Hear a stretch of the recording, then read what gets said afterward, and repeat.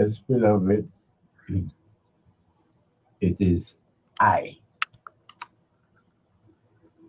and I am pleased to be called upon to fill in for my one and only sister who is unable to be here this good Wednesday afternoon. So, beloved, it's you and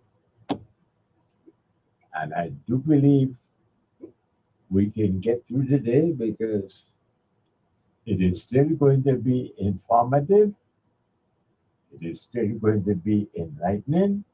So, let's start at the beginning by me expressing my gratitude for the privilege, because that's what it is, a privilege to be able to host this beloved audience for hey, 4 hours.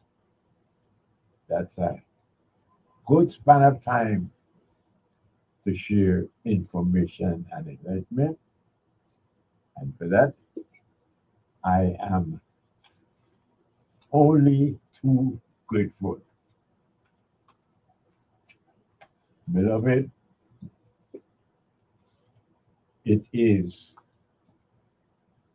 what I was going to say, my duty, and it is, but it is one that I claim, I embrace, and I'm only too happy to able to follow through with. And that's the Government Employees Service Commission. The election started today at the election office in Sunny Isles. And we have been telling you that we definitely have candidates seeking re-election that have proven themselves to be worthy of the position and more than worthy of our support because they have been there for us. I'm talking about Beverly Joseph and Gilbert Commission. Beverly Joseph, she represents active employees and a retiree if you're under 65 years of age. And so we are asking of you to get out. You've got today, tomorrow, Thursday, and Friday to vote. And, well, beloved, I don't think it will be interrupting your day for more than maybe 20 minutes. So get out there and support Beverly Joseph and Gilbert Commission for the active employees and retirees who are under 65 years of age. And they're also pleading with you for your support for them and those who are 65 years and older. Those are the retirees that Deborah Christopher, you know, as Debbie Christopher, I just call her Dr. Christopher. Well, she and Laurie Anderson needs your support. They support the retirees 65 years and older. So those are the candidates that we need you to support. Beverly Joseph and Gilbert Commission for the active employees and retirees under 65 years of age, and Deborah Christopher and Laurie Anderson for the retirees 65 years and older. And that's today, beloved. And tomorrow, Thursday, and of course, Friday. Wednesday, Thursday, Friday. We are open, pleading for your support because we need them. They have been there for us, and it's time for us now to be there for them. Beloved, it is, in a way, a good thing that I was called upon to sit in for my one and only sister. And I'm speaking from my perspective because, beloved, I did not get the opportunity I was hoping for to make the point about our incumbent governor, Albert Bryan Jr., who is now promoting, uh, what do you call it, working visit, a working visit trip to Ghana, West Africa. I wanted to explain to you, beloved, that in the year 2025, for African descendants in the diaspora to be having the choice of working with an African country, why in the world, yes, why in the world would you choose Ghana? And this is why yesterday, if I remember correctly, I used adjectives like ignorant and stupid to describe the governor and his staff because seemingly they have no understanding of what is taking place on the African continent at this time. I mean, how in the world could you choose Ghana over Burkina Faso and call it a working visit? Beloved, anyone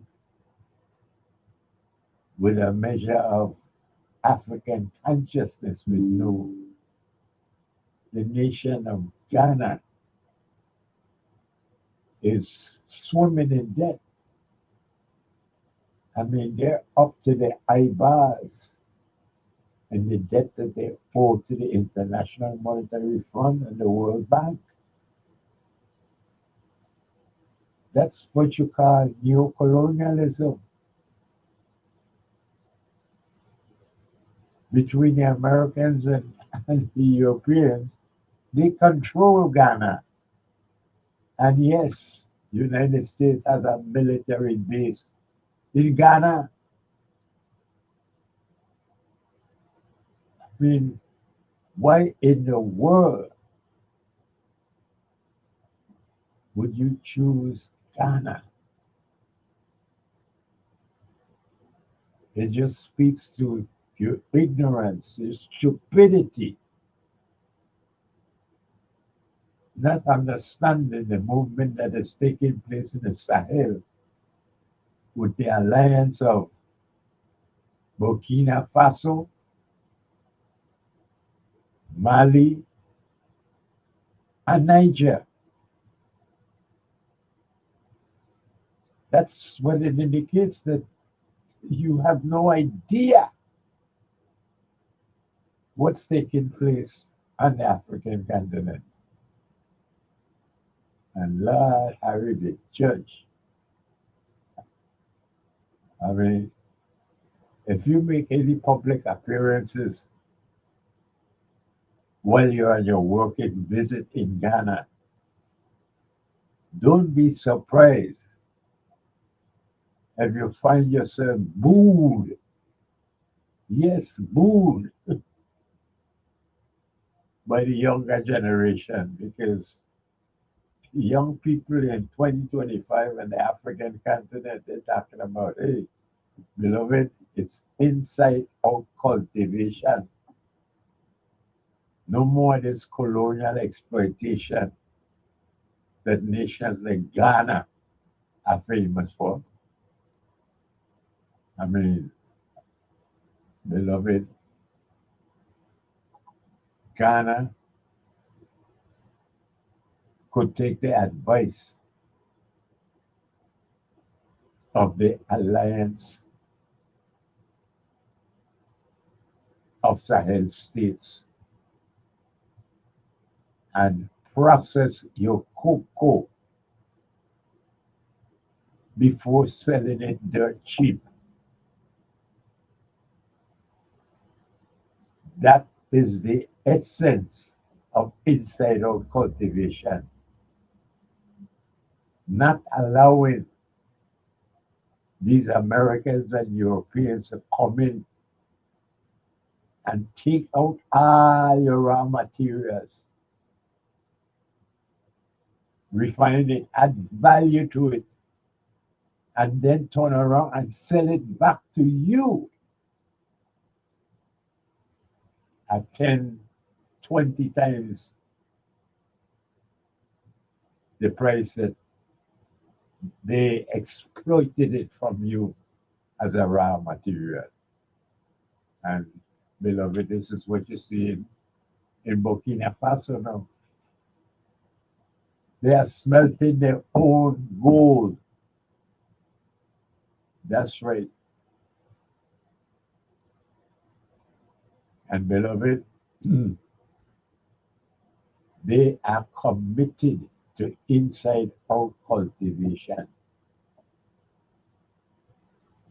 But so much more than that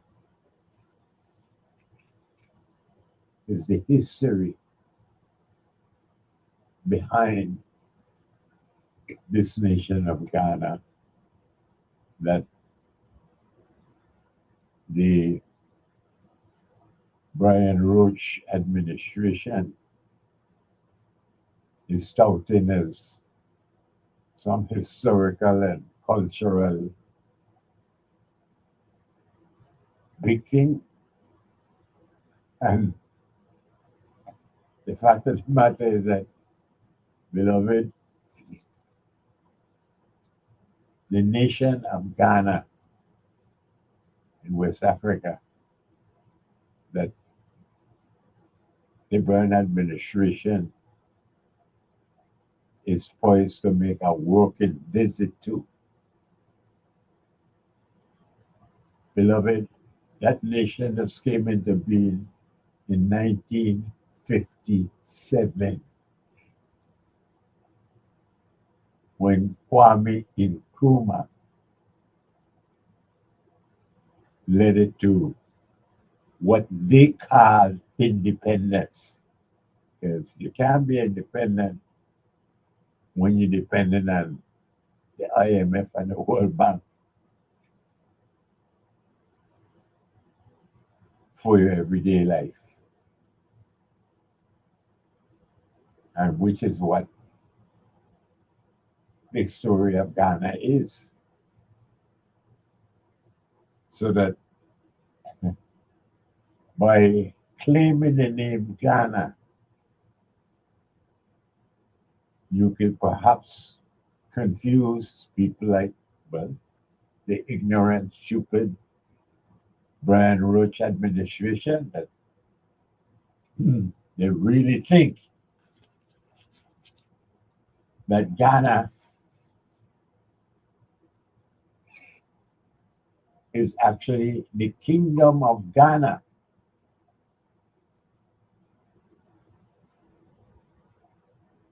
that disappeared in the 11th century.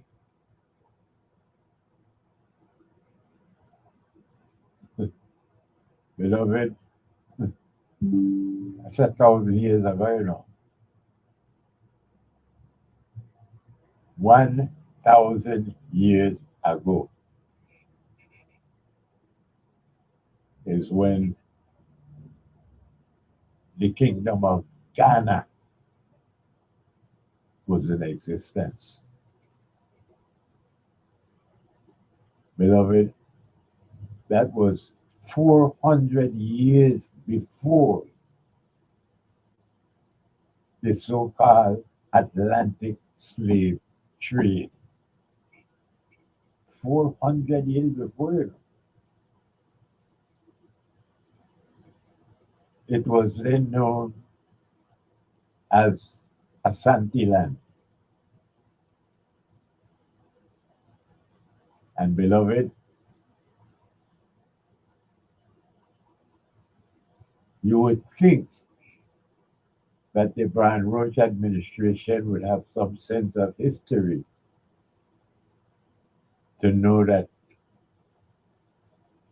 the Danes, yes,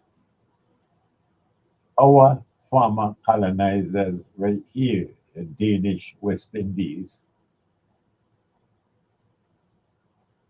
that they had actually colonized what we today call Ghana as Danish West Africa.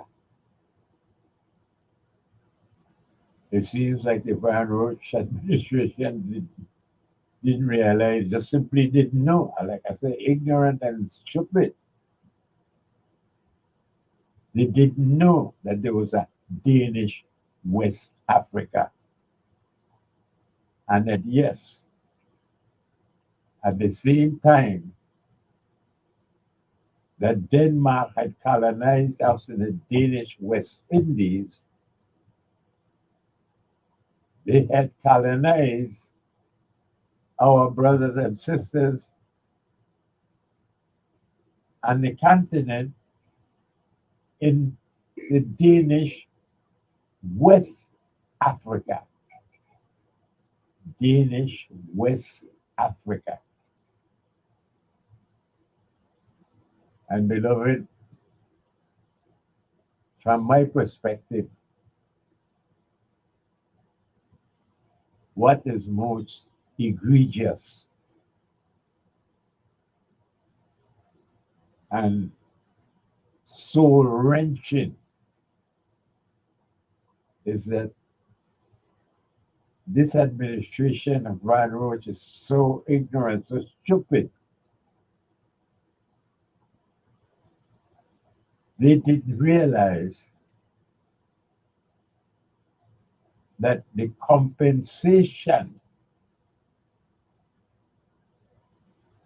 that Denmark paid to the former slave owners in the Danish West Indies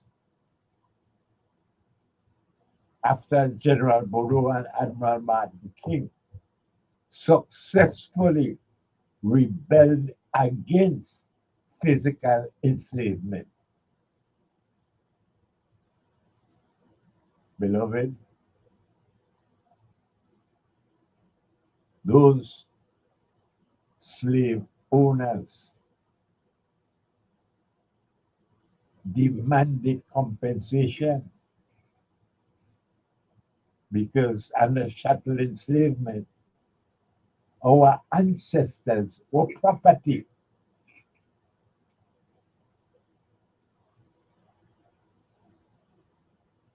And those slave owners view the emancipation as depriving them, robbing them really, robbing them of their property.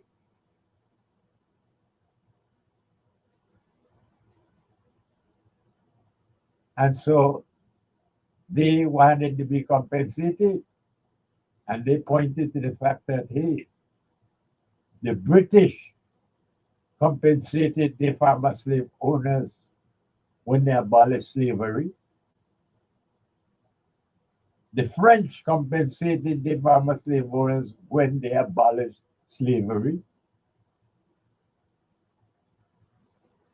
Why isn't the Danes, why isn't Denmark compensating the farmer slave owners for their loss of property on July 3rd, 1848? Well, beloved, the fact of the matter is that compared to Great Britain and France, Denmark was a tiny country trying their best at imperialism by first taking hold of what the Spaniards call Islas Inútil, St. Thomas and St. John, because nobody wanted them. And then having the fortune of being able to purchase St. Croix from the French West Indies to farm the Danish West Indies. Say all of this, beloved, to point to the reality that Denmark simply did not have the monies to compensate the farmer slave owners. Obviously,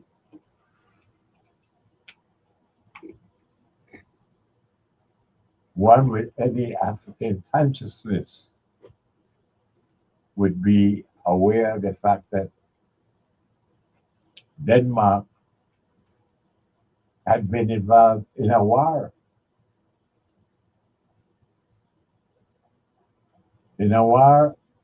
against Prussia for control of the Schleswig-Holstein Peninsula. And Denmark lost.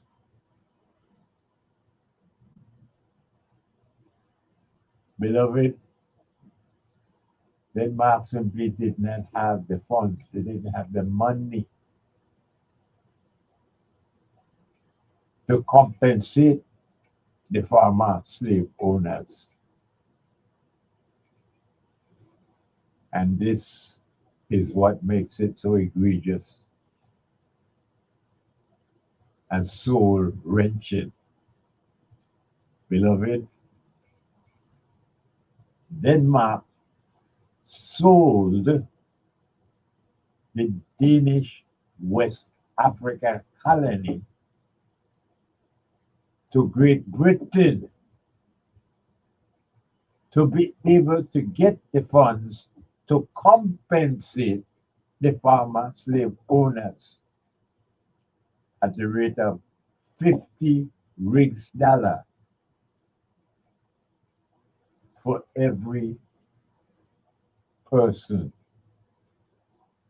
that they lost as their property in the July 3rd, 1848 successful emancipation against physical enslavement. This is history. And it clearly indicates well, how ignorant how stupid the Brian Roach administration is talking about a working visit to the nation of Ghana.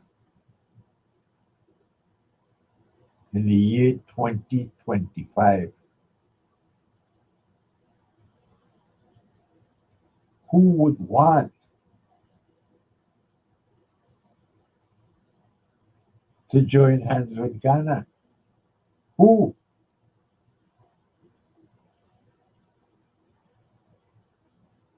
This is a nation drowning in the debt of neocolonialism.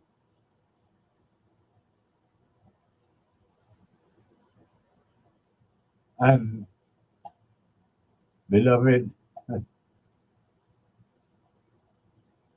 I am certainly not the one to pronounce the state of finances in Ghana. I am just was not a conscious African descendant trying to apprise myself of the current situation.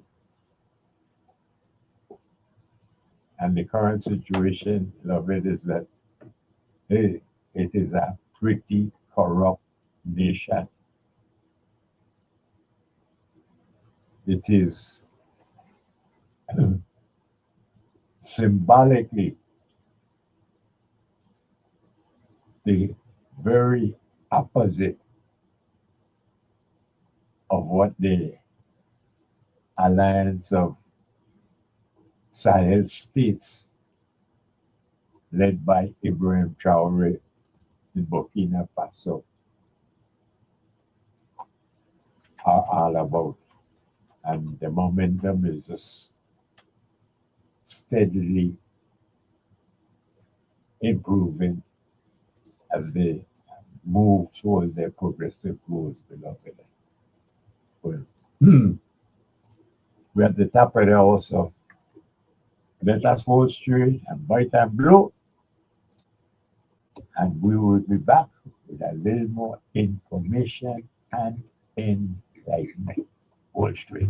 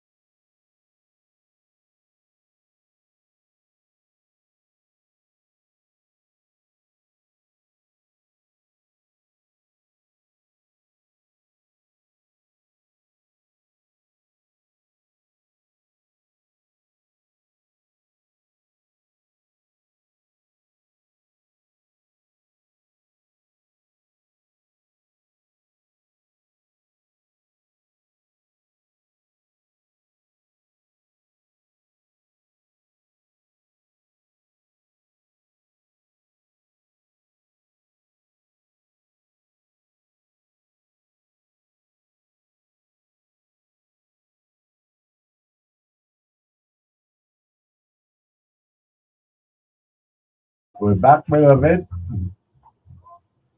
and we continue to, well, point out how relevant history is and how we are at a last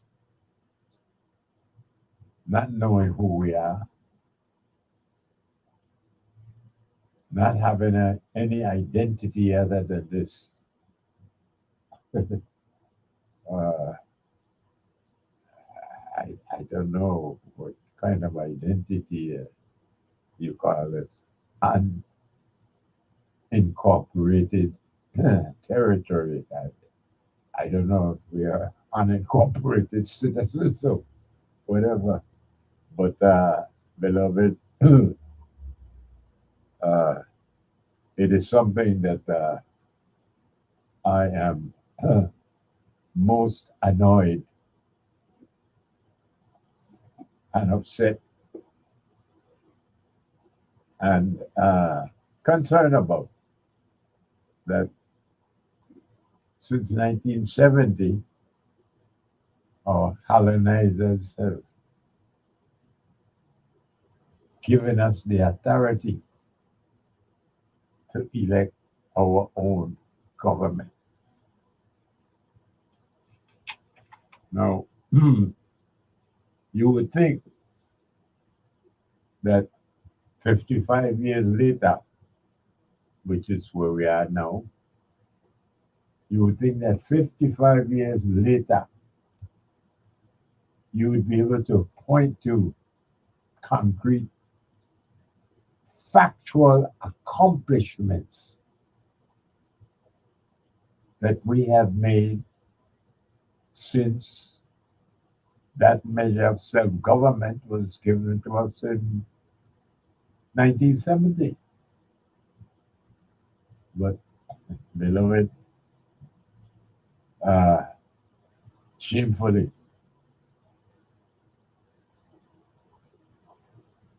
there is no indication of us progressing as the descendants of enslaved Africans. I mean, where do we point to indicate that, hey, well, we were able to do so and so and so and so, and here and there and there and whatnot that was accomplished by one of the 9 different administrations that we've had in this period of 55 years. Beloved, other than an alumina refinery that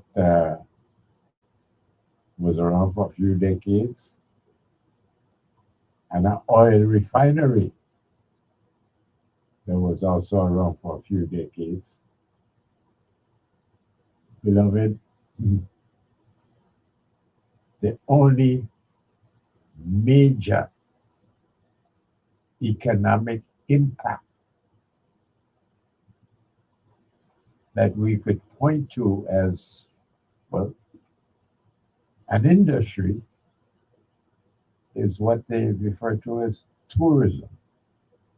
Yes, we are a tourist destination. And it seems that what comes with being a tourist destination is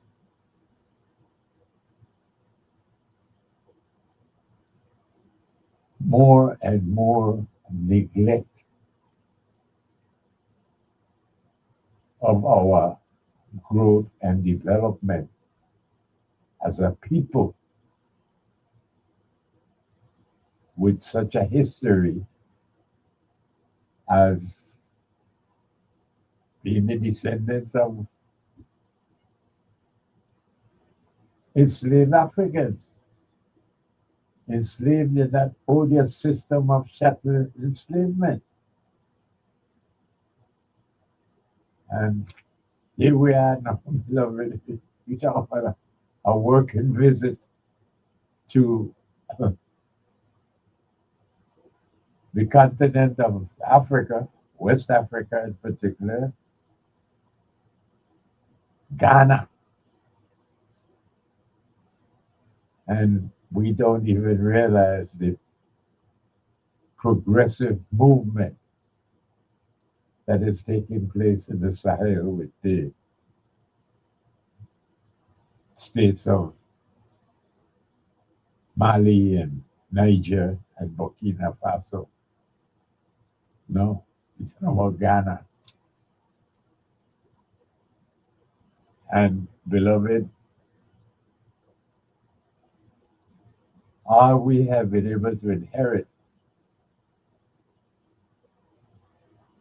is the highest paid elected government in the entire Caribbean region.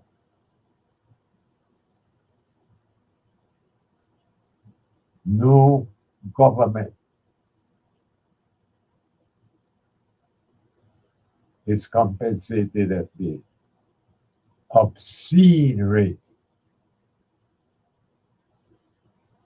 that our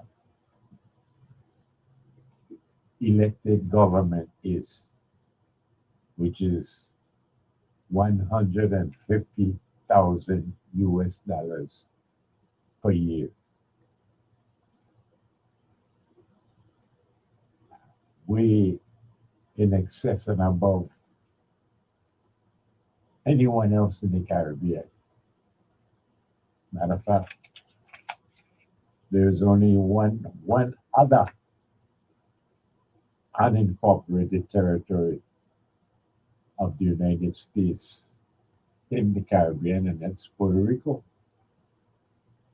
And beloved, they have a population of over 3.5 million people compared to us. So we have a population of now less than 85,000 people. Less than 85,000 people. Puerto Rico, 3.5 million. The governor of Puerto Rico is compensated at the rate of $70,000 a year. 70,000 $70,000 a year. The governor of the Virgin Islands, with a population of from 84 to 85,000 people, makes $150,000 a year, more than twice the compensation of the governor of Puerto Rico. And beloved, it doesn't end there.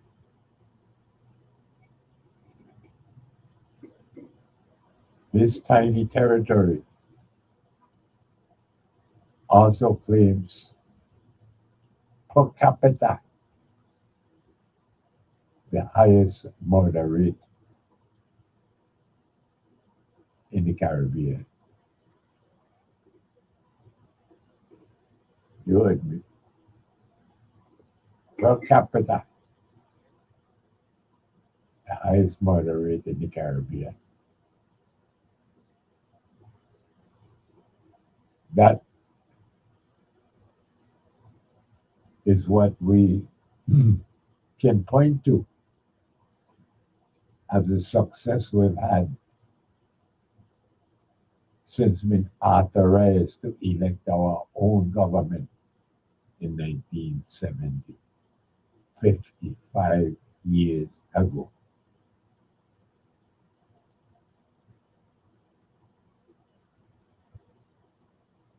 It's an outrage, but it is who we are, and most assuredly, beloved,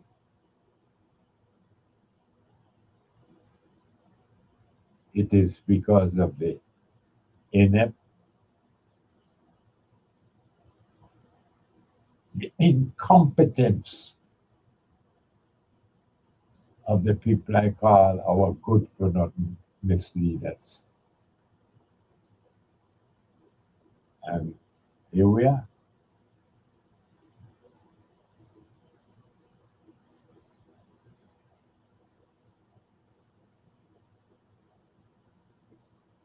The product of the unincorporated territory of the Virgin Islands of the United States of America. And we are now talking about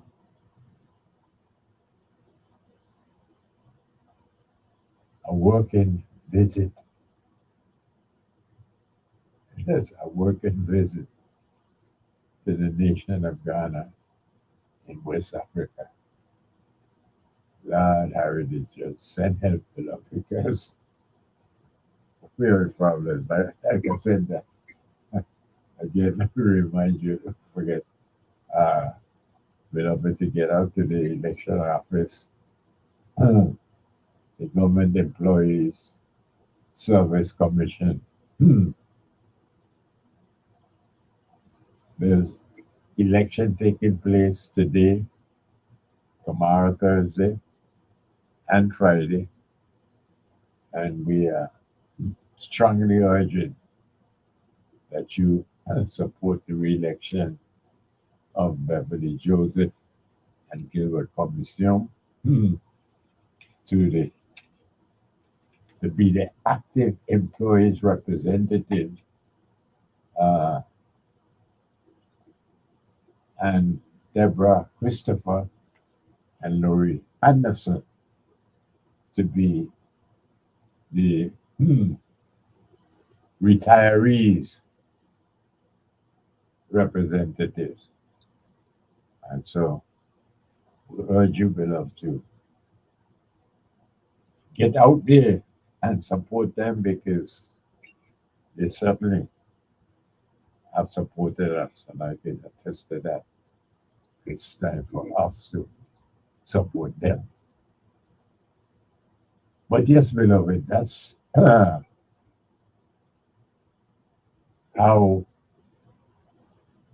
proudly we can look back to our accomplishments in the 55 years since we've been authorized to elect our own government. It's really unbelievable. There's absolutely no inside out cultivation that we can point to and say, well, hey, we've been able to do this, accomplish that. We're self sufficient in this, and we can support ourselves with this, and so forth and so on. But, beloved, nothing tago, sir. As I've said time and again, I mean, how difficult did it be to just, you know, incentivize uh, chicken farms, poultry, eggs? Yes, just eggs. Can we be self sufficient in eggs so we don't have to import eggs? No? Good afternoon.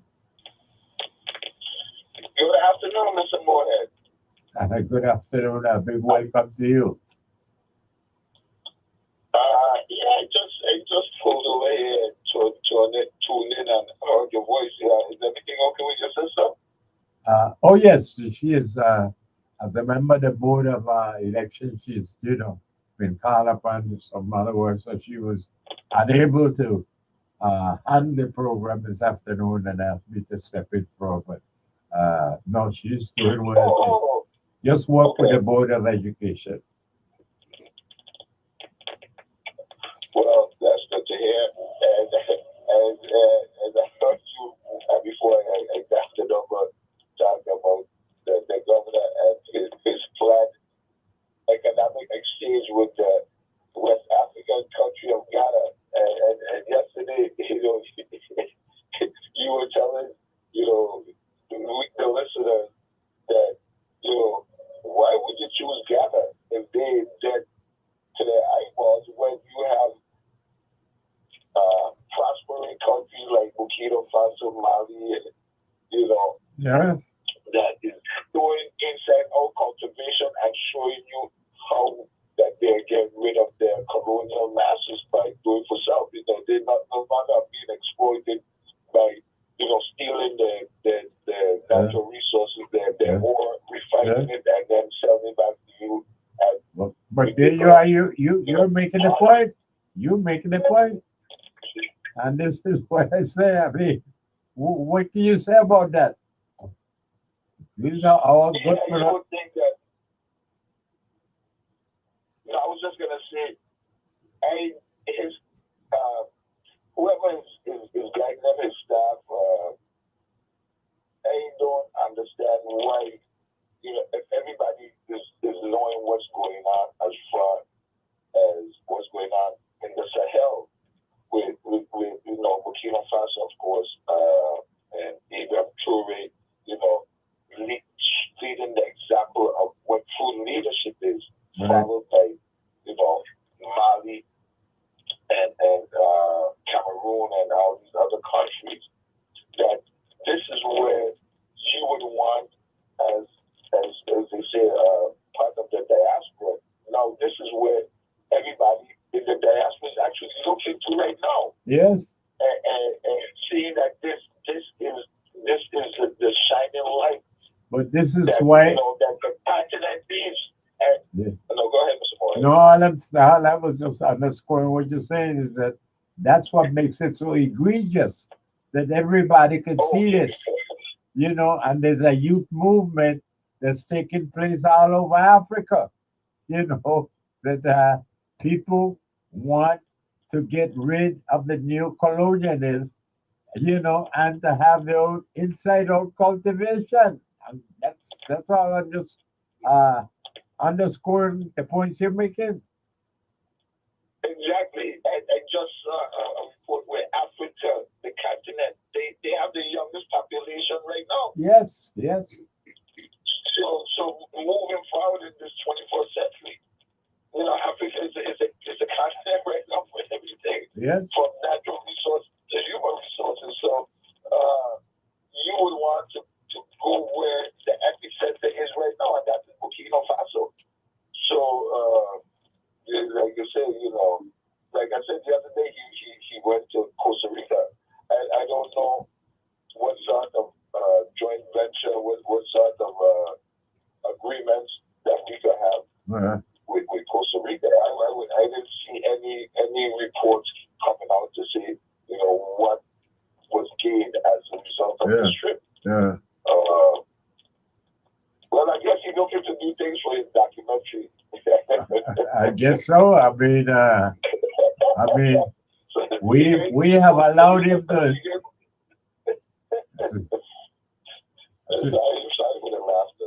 But we have allowed him, to enjoy himself at our expense. We have allowed that.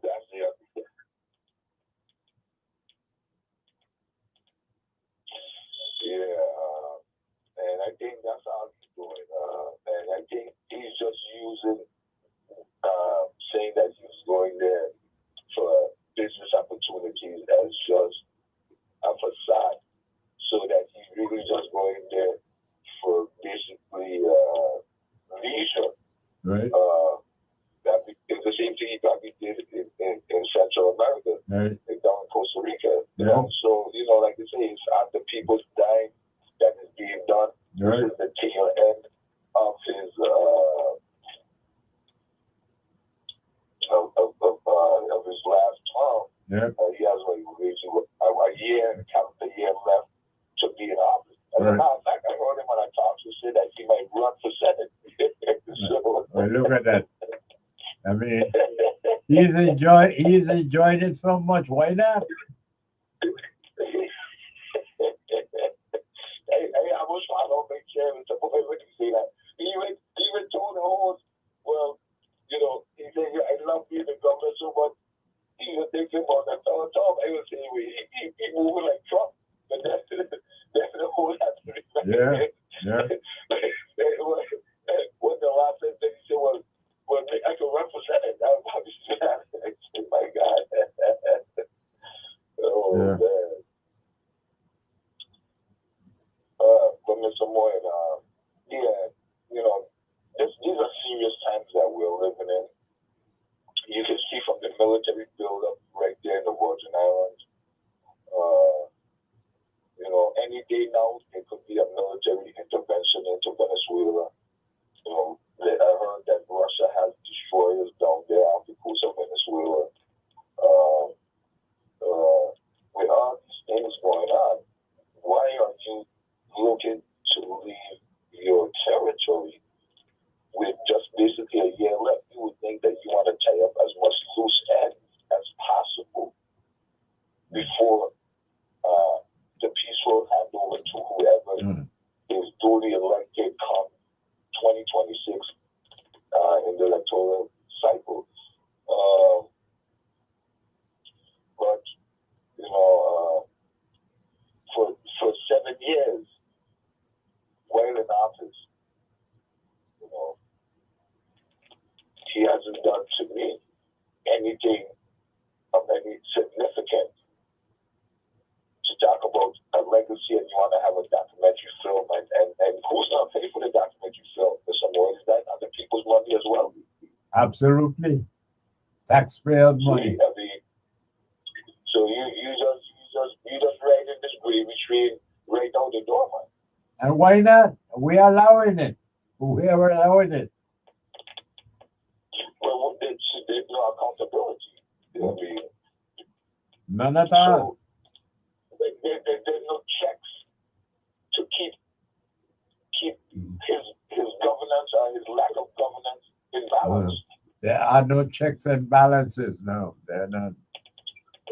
And that's where it goes back to where, as you as educators, reapportionment. Yes. But, seems like they wanted to take it out and the messenger, the old adage, and not listen to the message. Yeah. And like my mother used to always tell me when I was younger, that she would pity me. Those who don't hear shall feel. That's right. That's right. That's right.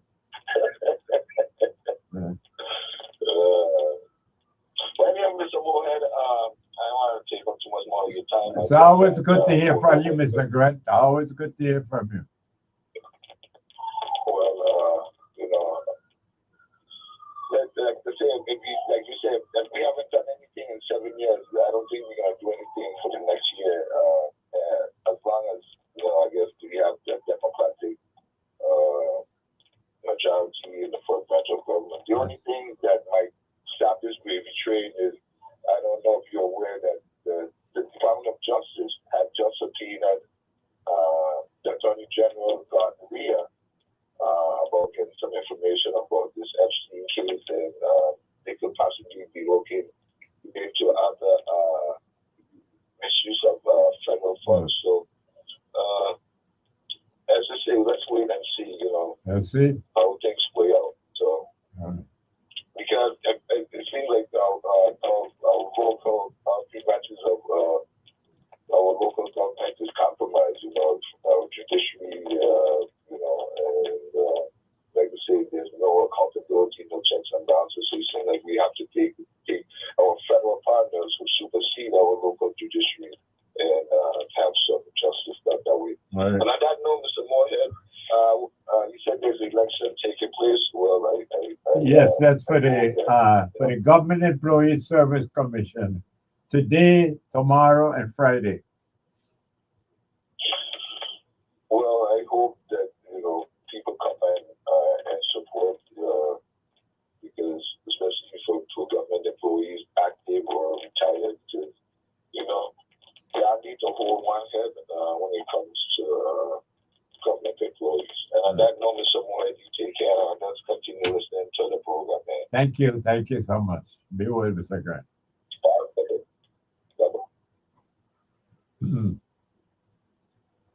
Yes, beloved. Here we are.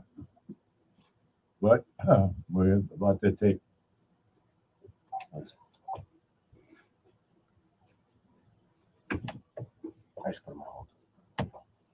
beloved, bite and blow. Hold stream at the bottom of the hour, and we will be right back. We got a caller holding on. So stick with us, information and enlightenment, and we will be right back.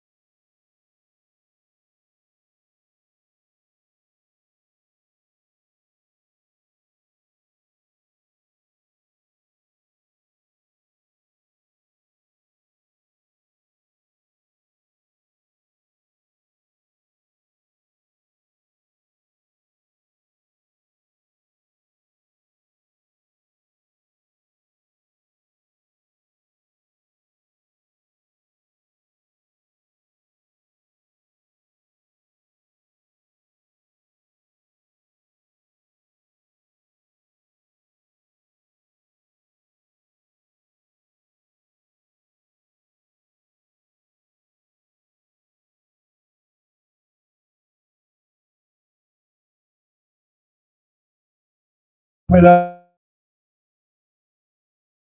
we appreciate the holding on. Good afternoon. Thank you for your call. Thank you for your patience. Welcome. Good afternoon, my brother. Yes, sir. Yes, I was trying to ask the same question that Grant asked, but I am so happy to know that Amy is okay, just that she Yes. She's busy with the Board of Education, and she called well, me. Yeah. yeah, I think that alone she busy with, she Amy does not set the pot on the fire, but she don't tell me she ain't gonna let none of them burn. Yes, yes, yes, yes, yes, yes. Yeah. Yeah, anyway, it's another day.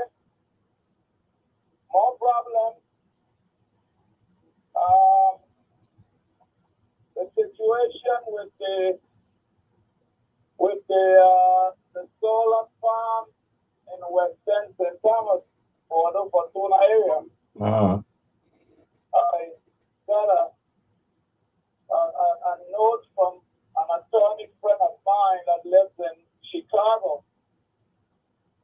Used to be in St. Thomas, but she has gone back home to Chicago. However, still does a lot of cases in the Virgin Islands. And she, like all of us, has been talking, reasoning, maybe with the powers that be, DPNR and whoever else not, that is pretty much a risky thing to put in such a congested residential area. I think that those homes that were built, some of them during my time, it's somewhere like maybe 300 homes. And then some others that were built in Fortuna 3C. But those people in charge that are still at large, once it comes to them getting a petty cause of family living in the area, it does not bother them. So who want to bother and go on and carry on? So of course, I started have to say we're looking at possibly some injunctions or maybe lawsuits. So we'll see how it goes. I don't know. I believe you may recall some years ago, maybe 2 years ago, I mentioned that I was a passenger in a brand new Sonata that I had purchased for my lady. And we were just coming from the dealership, and I don't know, I'm very sensitive to anything like electrical. I heard what we call, not a sonic boom, I don't know why that is coming in my mind, an arc, ARC. Because I could feel in my mind and the bronze out of my eyes where I saw this arc, meaning either two conductors touching together or a conductor and a neutral, and it gives off this blue flame. So of course I saw it and I looked up and I saw a solar panel on a pole, and it was sort of a fire, maybe the lithium battery, and it was spraying down below on top of all the vehicles a type of hot metal that burned into the paint and the car, the car that I was driving in. And so I had some idea how catastrophic those things could be.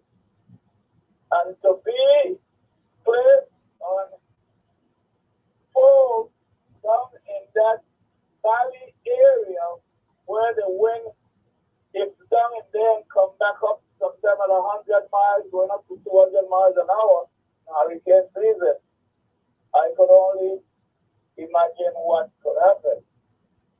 And it's not only because I have a brother and a sister with their families that still live in that area, but there are a lot of other people, whether I know them or not. And I must give praise to Sherry, what's her name again, Jeremiah. Yes, that young lady, I had an opportunity of working with her when I went back to WAPA on a contract. And very bright young lady. And I had joined her along with Harriet Malta down in Bordeaux when they were talking about installing 5G, the internet contraction on the pole.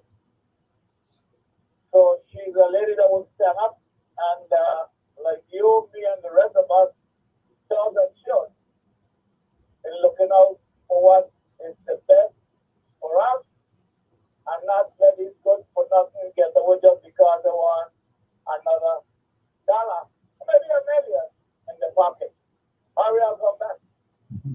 We'll talk some more. All right. Thank you.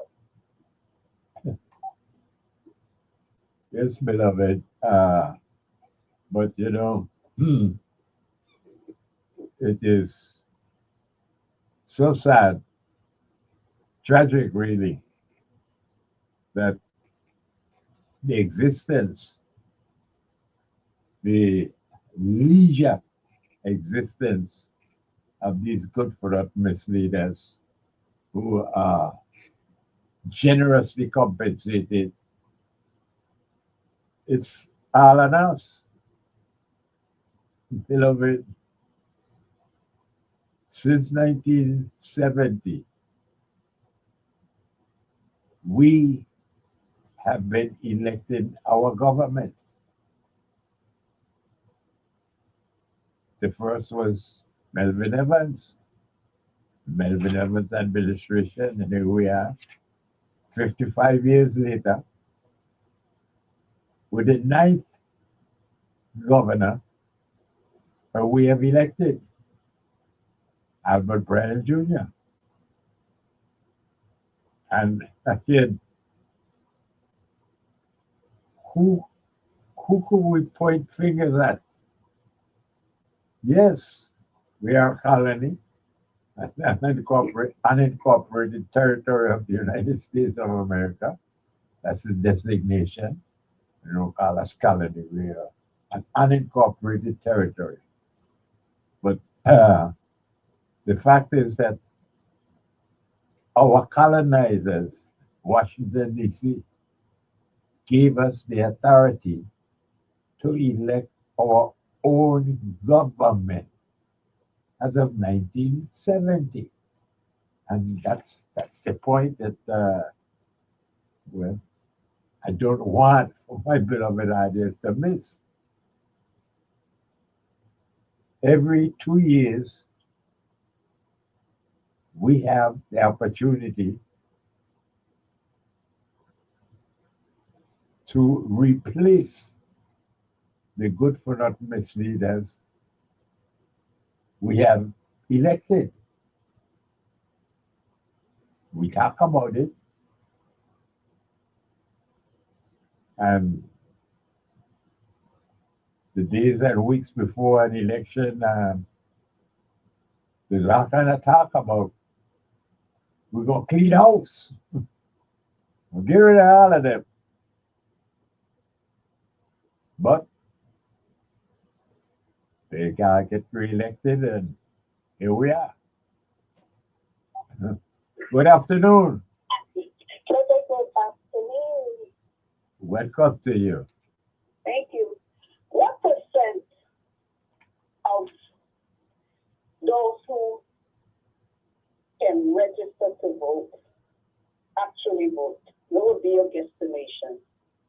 Uh, but maybe 45,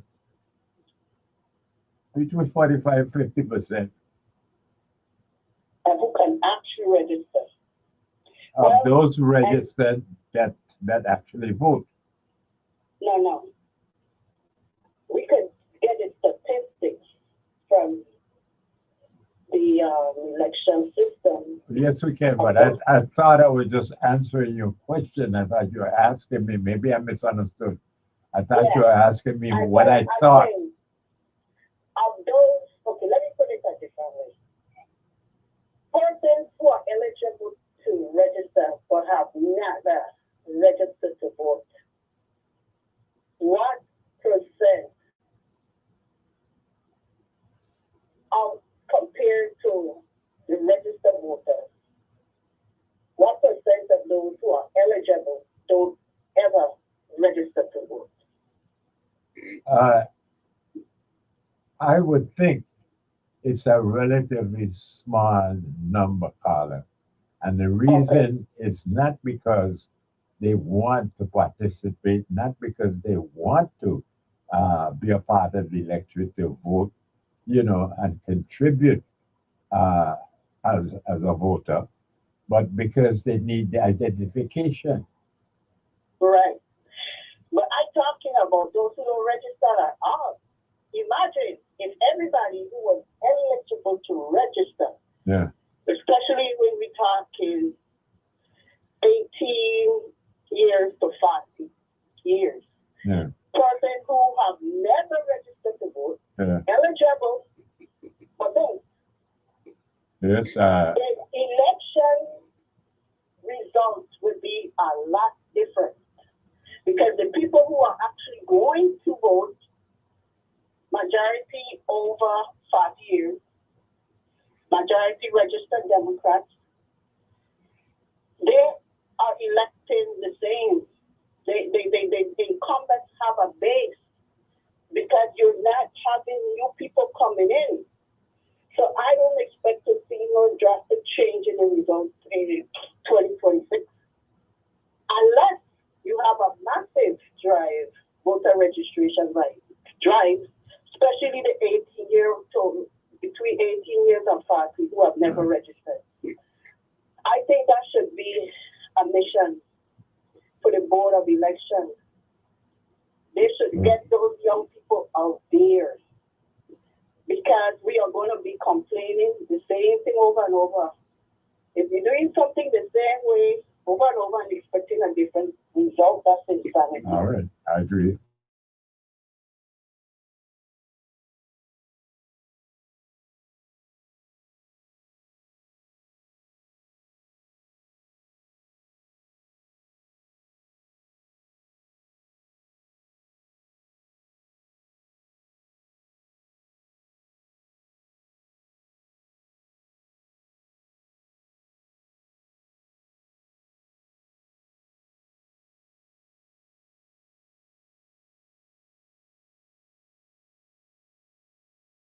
Momentum with new and younger voters is simply that them and those who put themselves up as candidates are not effective. And the general population, who, as you pointed out, could effect change by actually registering to vote and participating, they're not incentivized to do that because they see all the candidates as more the same. And so it's like, Exactly. well, so therefore it's not what's happening at the Board of Election as much as what's not happening with new candidates to motivate, uh, well, young people to get involved, to get registered and to vote because you get an opportunity to make changes. But if the candidates every 2 years are pretty much more of the same, well, you can't expect to have change with the young people. Well, I can agree with that. And I'm saying for us, that's where they should be incentivizing the those who have never registered to vote. They should be going out and also educating because some of the candidates I've been hearing don't even understand the structure of the government. They don't understand we have a Republican form of government, and some of the senatorial candidates sometimes promise things that's not within their purview. They don't understand the role of a senator, and so it's to the advantage of the incumbent. Ignorance is bliss in that particular situation because those who don't know the power they have, they're not voting. Therefore, the incumbent will always have that advantage. You need to have a candidate, an aspirant that comes and have a massive campaign to capture the attention of the young voters under age 40. And I bet there will be a change. But they have to be honest too. Don't promise what you can't deliver. Because that's what I see happening with a lot of candidates. You are making promises and it's not going to happen. Now I see at St. Thomas, there was a protest against putting a solar farm in Bordeaux. Okay, we see the vote was 11 in favor to 4. Again, you need numbers. Numbers make a difference because majority rules. So I will not tell nobody how to vote, who to vote for. But if we're relying on the politicians to educate us, that's futile. You need to read for yourself. I would recommend people read and understand the election laws and other laws, because even some members of the Board of Elections don't seem to get it. They don't seem to understand their role and responsibility and wanting to certify the election. How could you expect the same body that is an elected body to be the body to certify? That's a blatant example of conflict of interest. You can't certify yourself. So it's the supervisor of the election, and that's Act 8690, which amended it because previously the Board of Elections used to certify the elections. It has changed. It is now the supervisor of elections. And some of the potential candidates I'm hearing just don't seem to understand that. But so I was suggesting we got to educate ourselves. Got to read. Read is fundamental. Read what the document that governs us, the Revised Organic Act of 1954. And even if you were to have that document change in terms of us getting a draft approved by Congress, what would be the percent of people that would actually go out during a ratification referendum? Because if it's less than 30%, why even say less than 40%? That's not a true representation of the population.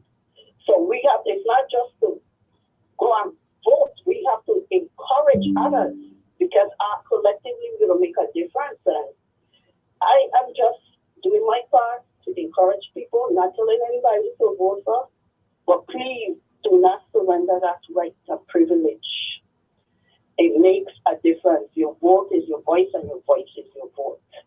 Well, again, I hear what you're saying, but I think maybe you're oversimplifying the problem, in that when I hear they say things like, you need to read and understand the rules and the regulations and so forth, so on.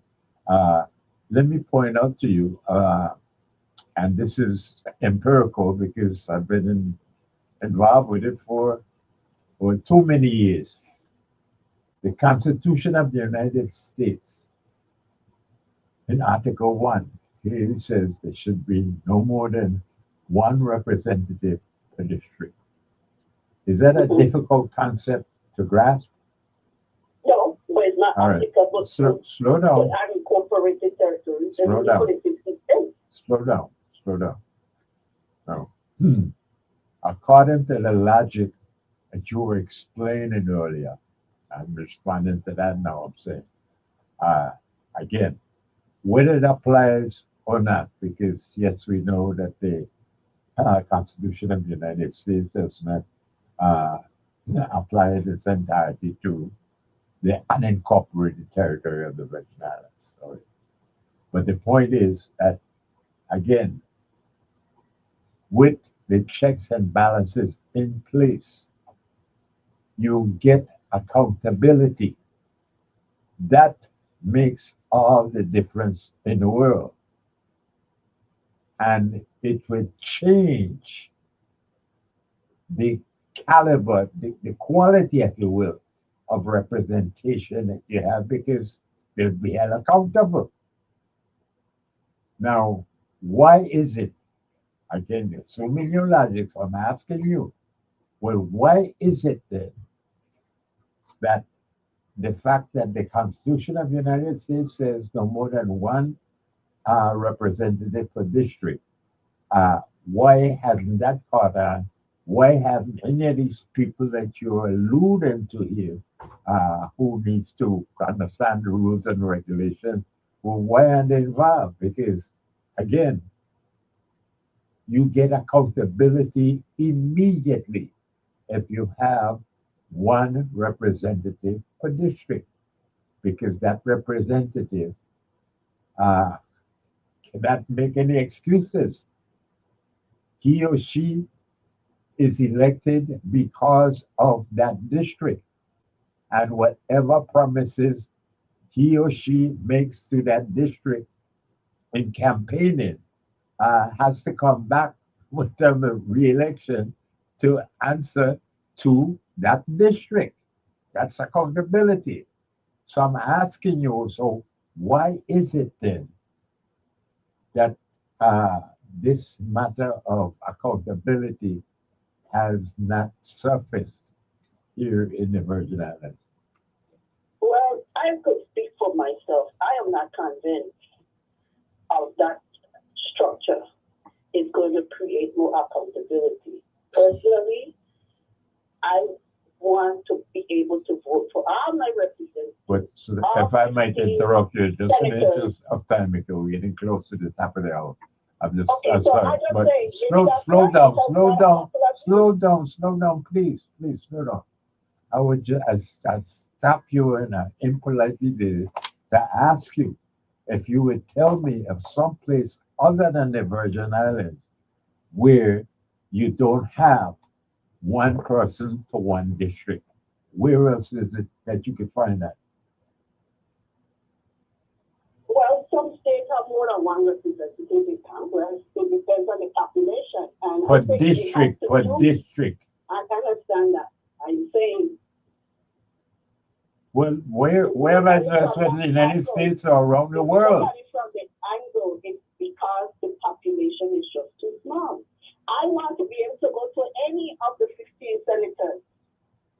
Just like when you had Chucky Hansen. But you're not answering the question, you know. I'm asking you, I am asking you, and impolitely, like I said, because yes, we approach the top of the hour, but I'm asking you to tell me of one place on this planet, not just in the United States, but wherever, that has more than one representative per district. Where would I find that? I don't know, but Well, but that's just it. But you're saying, Lord Harry the Judge. Lord Harry the Judge. I can't speak on my program. Hello. I am asking you as a host. I'm telling you, we're running out of time. I'm asking you if this doesn't exist anywhere on the planet, why is it that you would want it? I don't know. But no places on the planet you have 4 islands separated with a central government and a unicameral. We have a unique situation. We do not. So we have a population less than 100. So if you have, I see the reason for sub-districting because of population size, geography. Some of those people in the state don't ever see who the U.S. senator from that state or their representatives. And I could see my representatives in the store, phone around, gas station. The population, in my opinion, is too small to stop divide. And I'm glad you pointed out it's your opinion because you are one out of 8 billion people on this planet. You're the only one with this opinion, and that's all it is because it does hold. They had a reapportionment referendum. How come the people didn't come out in massive? You spoke to that earlier. Why people don't come out? You spoke to that earlier. We weren't talking about, districting, but again, and there's no such thing as sub-district. What are you talking about sub-district? But we're the top of the hour. You have the last word, and we have the. Okay, all I'm saying is this: where no matter whether you subdivide the 2 voting districts that we have in smaller parts, it still comes down to what you call representative democracy. They don't put themselves in office. They're elected by the people, and if the people surrender their rights, and responsibility of a civic-minded citizen, we're going to continue to get the same results and continue to compete. So all I'm suggesting is people go out and vote. You can make a difference. Thank you. Thank you. And beloved, hold straight, bite and blow. We got more information and enlightenment, and we will be right back after these messages.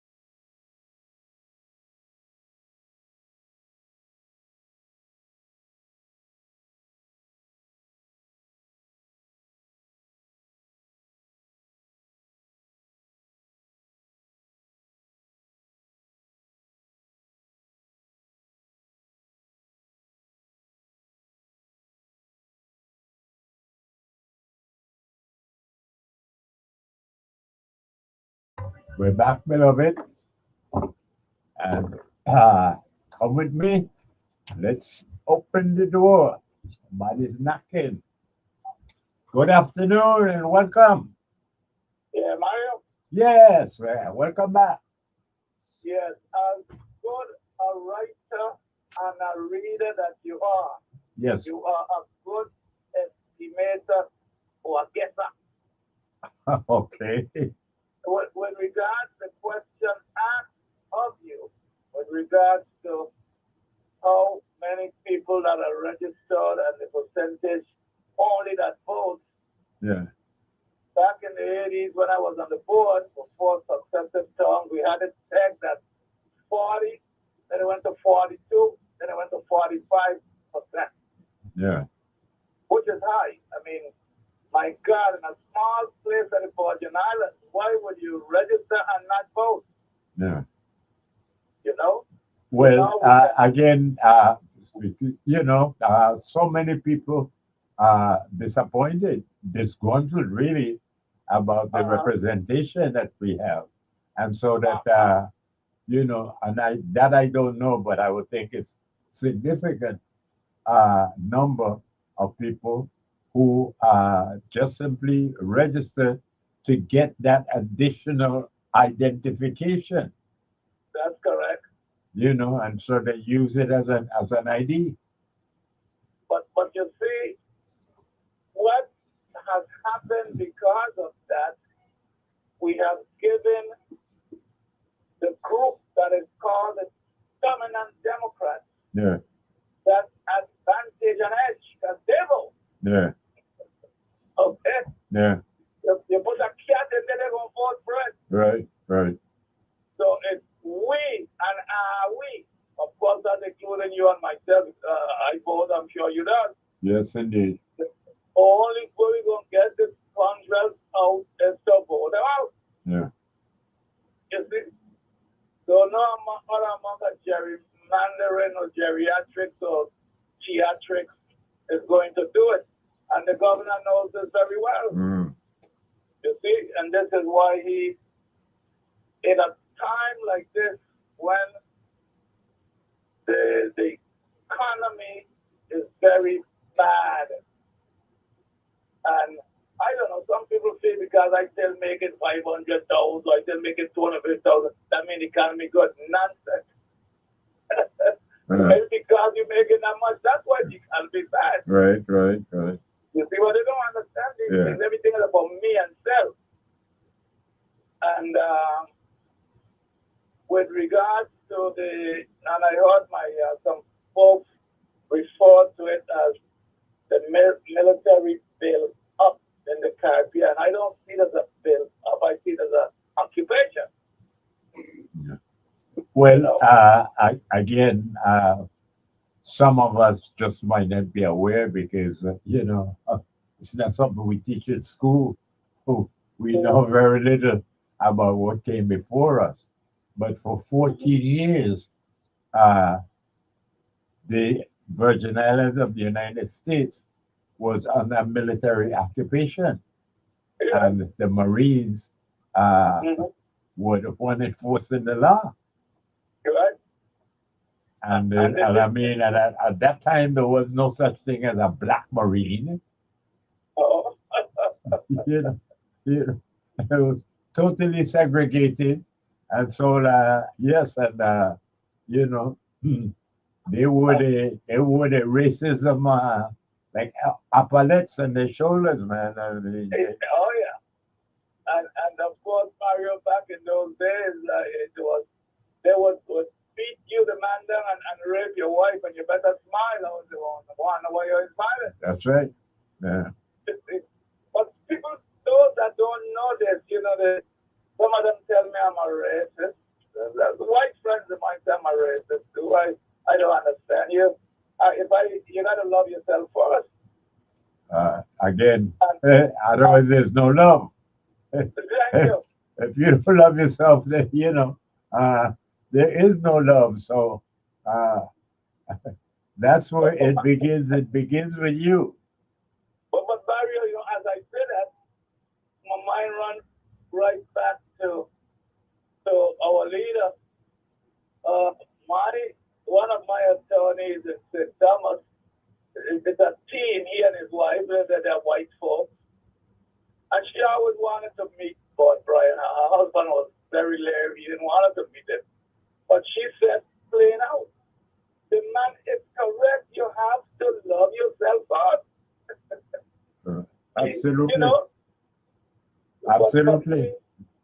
But we got this thing is, there's you too racist. You don't run right, mama, you're too racist. Run any kind of woman, all color there, but that don't mean I'm gonna let you rub pills in the face. Well, it's the illogic of, inferiority. And so once it has been inculcated in our consciousness that we're an inferior people. I mean, we're never going to admit that publicly, and you get in a fight with whosoever, who want to say you're inferior. But this is where we're at. We have accepted our inferiority. So now going by saying this, though, Mario, when I see the powers that be in Venezuela, thousands of men and women lining up and receiving high power ammunition to protect themselves. Yeah. And I agree with that too. you in America, I don't want it to come on America. You come and confirm me and not call it full fetch. Come on. What is supposed to do, Mario? Stay down and let him find your slaughter them? Well, that's the American concept from the day. What was it? The fourth president, Monroe, James Monroe, and the Monroe Doctrine is that hey, the entire Western Hemisphere is our backyard. All right. But you know they could call me American all they want. That ain't my concept. Right. You see? But anyway, I'll wheel and come again. Indeed, we'll be here for you. Okay. Thank you. Yes, beloved, we are being exposed to some, well, a strange logic, let's call it that.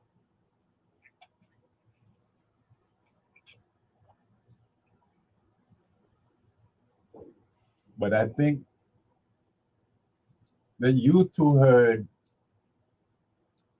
the caller, not the scholar, but before, matter of fact, it was before the break, the caller that pointedly said, not only that no more than one representative per district doesn't apply to us, but that she, in fact, does agree with it. But let's see. Good afternoon. Hey, good afternoon, Baba. How are you doing today? This beautiful afternoon, man. Trying to be as well how you sound. You Okay. sound good. You sound good, like you're good to go. Yeah. Well, Welcome, dear mother. Welcome. I don't try to be good to go, but I don't try to hold it down because I'm more about my mindset is more of liberation right now, and all of this back and forth with the voting and all of this, and I kind of fell off at that right now at this moment because we need to educate our people because the same people who claim or who says they're running, right, for each position, we're supposed to be able to do our background check at the Virgin Islands is not small. Yeah. I mean, it's not big, it's very small. So we know who is who family, we know the background, we know what job they had, and now they say they're going to run and they're going to go inside and they're going to change it. They're not going to do anything because as far as the United States is concerned, they still have us as a colony. So regardless of who goes into office, you have to be ready to trample the beast.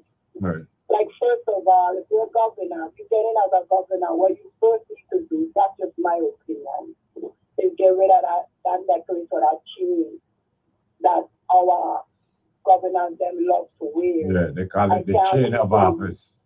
Yes, I can't wait till a governor comes in and refuse to wear that chain. Okay? All right. When things like that happen here, then I could see a change. But until then, but I just want to speak to you based on an interview you was on in the 70s that I tried to touch bases with you. Oh, really? Wow. 1970? Yeah, 1974 or 71 of those. Okay. I did an interview with a guy. I don't remember his name, but I have the video. Okay. And in the video, you were there. You didn't have the dress yet, the locks yet. You had your afro. The topic was about the Virgin Islands, how they seek a new definition of political economic interest. So he interviewed you and a couple of other guys, but I was more intrigued with your answers and what you were saying. So when he asked you the question, the interviewer said, right, that you said that tourism is not the primary. So he asked you, why is it that the government emphasized so much on tourism? No, that was back in the 70s, right? Okay. You had a party called New United People's Party. That you were the chairman for that party. and that was in the 70s. Uh, So my question to you was like, whatever happened to that party? Like, did you continue it, or did you just? well, actually, it was the political party of UConn. Okay. Could you turn your radio off? That throws me off. Okay, I Yeah. just was wondering about that party. Okay, so that's you got. Okay, so I No, wrote that down. right. And Okay. And yes, but one more thing I want to reason with you about is that you spoke about tourism not being the primary, because back then that's what they was mostly focusing on. But as we can see, you was warning them then, because today we could see what Mr. Carlton Dow is doing, and I think it's terrible what he's doing. So I guess the people wasn't even studying you back then. So now we're in the quagmire we're in right now, because they had people with your mindset back then was already speaking about these things to come that is here today.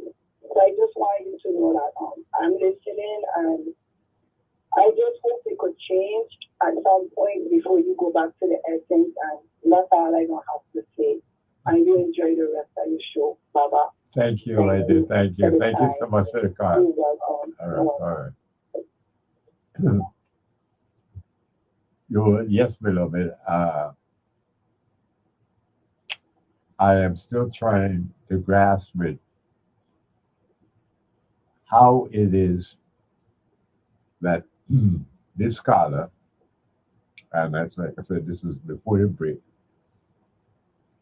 would point out that this particular clause does not apply to us in the Virgin Islands. Now, that is her opinion. I have never come across any legal opinion that says that it doesn't apply to us. But again, we won't argue that point. What I am trying to get a grip of is why it is that, in addition to saying, well, it doesn't apply to her, she is saying that she doesn't believe in it, she doesn't like it, and it couldn't apply to us anyhow because we're too small. And I'm like, how is that possible? Hold on. Good afternoon. Good afternoon.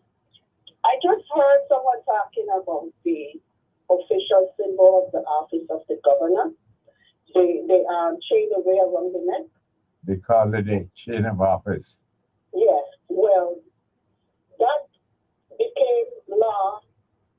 It was passed by the 8th legislature of the Virgin Islands. It was bill number 4705, and it has a medal for different foreign nations. It has one for Spain, Netherlands, Great Britain, Germany, Knights of Malta, France, Denmark, and the USA. They have the flag of those nations or governments. And then in the middle, it's the one for the VI. But the point I'm making though is that's by law. So when a new governor is inaugurated, they have to wear that based on the law. So if they refuse to wear it, there will be a violation of the law. And if we want any changes to the Revised Organic Act, we seem to be in a catch-22. We want changes, but we can't amend the Revised Organic Act of 1954. Then you have people who are actively campaigning against us getting a constitution. So, look like we just are a stalemate. We're not moving forward. We seem to be going backwards. Because if we don't get a constitution, we're going to still continue to be governed by the Revised Organic Act of 1954. which we can't amend. So I want to know from all the colors where it stands. Do we want a constitution, yes or no? For you people to the colonial status we have continue to be governed by the revised Organic Act of if I might 1954? if I might ask, you know, when you say the colonial status that we have, how does a constitution change that? How does the constitution change our No, it doesn't change the political status. What I am saying is this.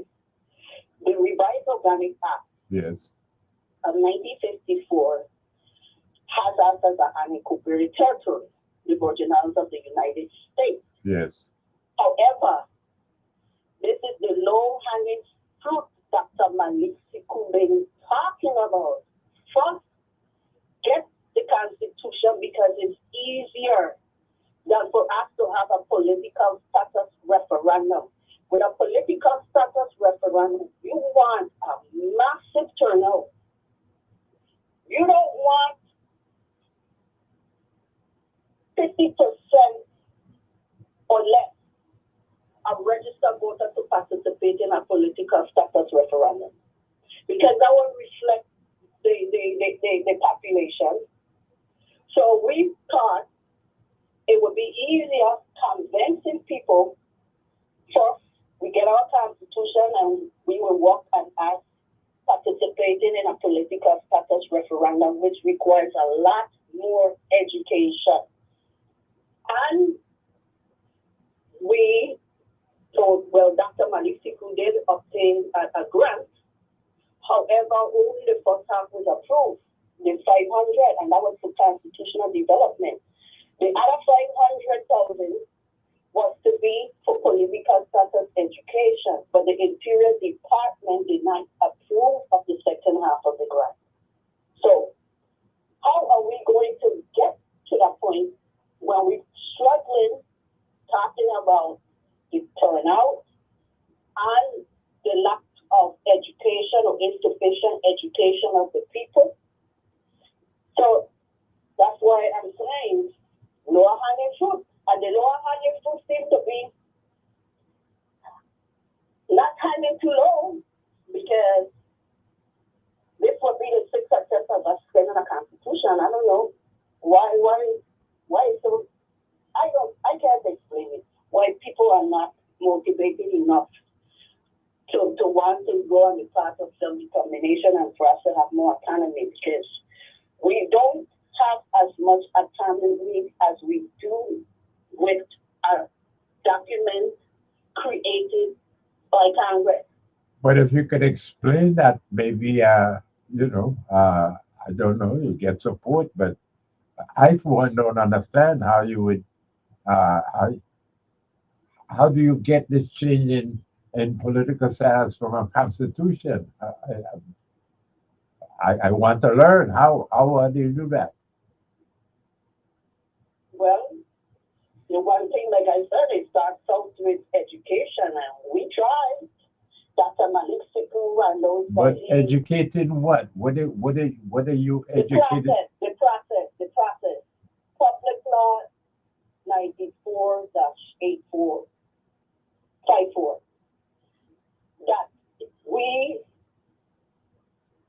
cannot just draft a constitution. It has to be approved by Congress because we are unincorporated territory. Puerto Rico has a constitution. It's also unincorporated territory. Yes. The North Mariana Islands and American Samoa. The only two unincorporated territories without a constitution are Guam and the U.S. Virgin Islands. Yes. Why don't we want to see we, the people, make better choices for ourselves? Well, like this is what I'm asking of.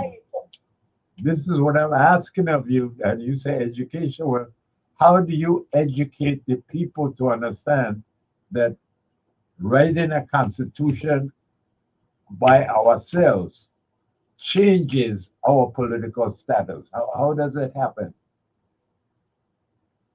Well, if we We have a constitution. It does not change your political status. I'm just saying it is a step towards more autonomy. Well, how do you, well, all right, well, show us the autonomy that we get by having a constitution. Okay, well, the most important right we will have is we the people will be able to amend the document if we had a constitution. But amended would not give us any political change. The status would still be the same. That's what I said. It's not going to change your status. So So as long as we are unincorporated territory and we have a constitution drafted, we have to go to Congress. If we don't want that, then the other option is forget all about that.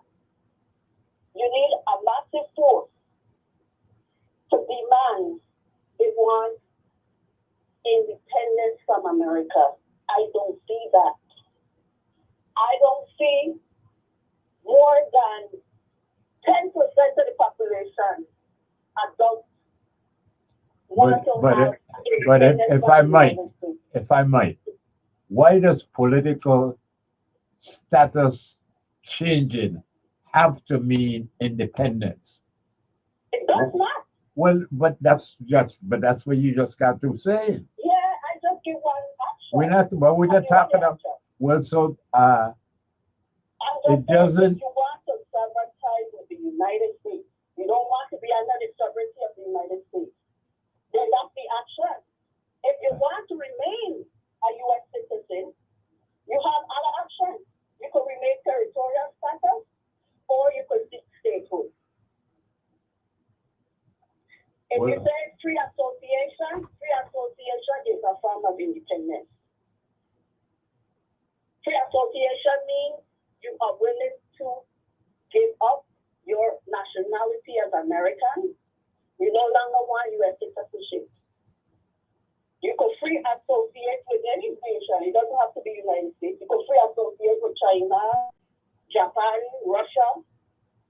Well, again, in free association, you could actually have a compact between the Virgin Islands and the United States that could specifically point out these things, so that again, it doesn't have to be independence, but it could be allowed for changes in the political status. For instance, a simple thing like I have been critical here just since yesterday about the so-called working visit to Ghana that the administration is speaking about.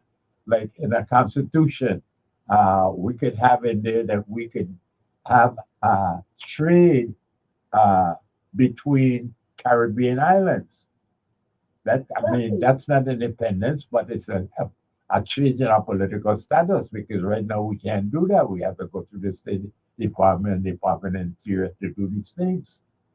And so that change our political status. I'm not saying independence is the only option. But again, well, that's all that I am trying to say to you is that again, well, why is it, that we cannot educate people to these things then? If that you spoke to that we need to be educated, I said, well, how is it that we have made no attempt to educate people to the changes that could be made without going independent?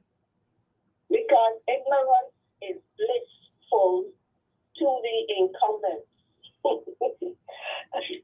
The masses are not getting educated from the candidates. They want main focusing re-election. Re-elect me. All right. That's it. That's what they focus on. And you have a choice. You could re-elect or don't re-elect. But in my opinion, to surrender and not go vote at all, you choose to be in a position of weakness and not wielding power, because we the people have power. But it depends on the number. A handful of people in St. Thomas protesting, it's not going to make a difference. You could protest. I don't know. I'm not saying anything wrong with protesting. But if you want changes, you need massive numbers. Like what happened with Puerto Rico when a massive turnout came and the governor was pushed out of office. I don't know whether he resigned or whatever. Yes, there is a Rosselló. Okay. But again, I'm Numbers, still that's what you need. all right. But it seems to me that education, would make a difference. But whenever I pointedly ask you about it, you avoid me. But at the same time, he come back and say, "Well, ignorance is bliss." And I said, "Well, I'm saying that's what the incumbents probably saying. well, how is it?" They have no reason to educate. If they get re-elected all the time, why should they educate? It's working for them. The script that they're following now is advantageous. Well, I thought you were promoting, the efforts of people No, like I am saying it would make a big difference Lord Harry the Judge. if candidates, aspirants were educated, but they're not doing that. They're joining the political arena, and doing the same thing, making promises. Well, I'm a little bit confused. I thought you were promoting, the efforts of Dr. Malik Sekou, who's talking about well, is he talking about We change? never got support. We don't get support from others. We have people who were fighting against us and telling us we don't need a constitution. So here we are. All right. So All right. the people fight against their own self-interest. Okay. So Well, that's the problem. So if that's what they want, you make the choice. If you want to continue we talk in some this more. same situation, we're in limbo. We don't know whether we want to be unincorporated territory, whether we want to stay tied to the look like to me, silence is consent. All right. And what I see, the message is we like it so, we like the status quo. That's what I see. Thank you so much. We're going to take a break and we'll be back with some more. Thank you so much. Hold stream, beloved. Bite and blow. We will be back with more information and enlightenment.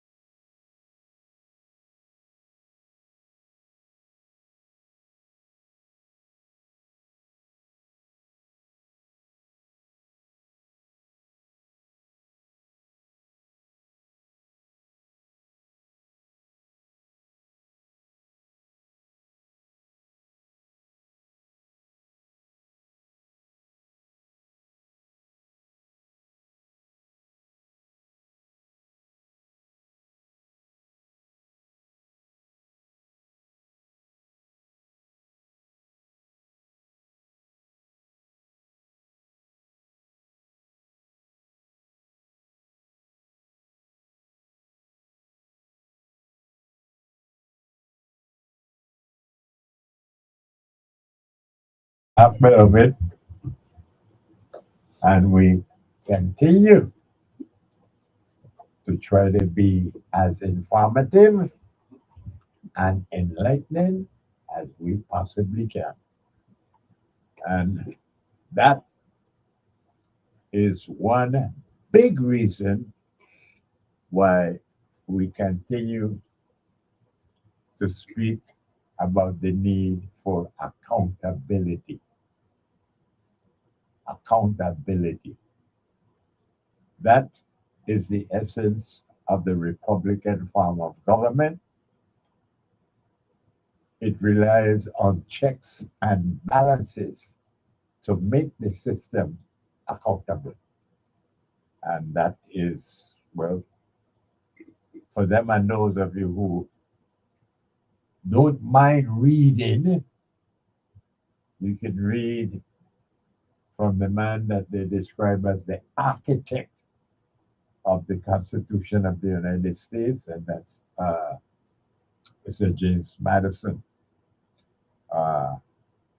And, well, he was the third president of the United States, as I got it wrong. But certainly, he, along with two others, John Jay,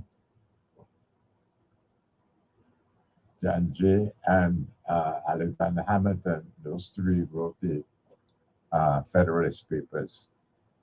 But let's go to the scholar here. Good afternoon. Hey, greetings, beloved. Greetings, man. Welcome. Recognize the voice right away. Come in, talk to me. I mean to mess up the train attack. No, man.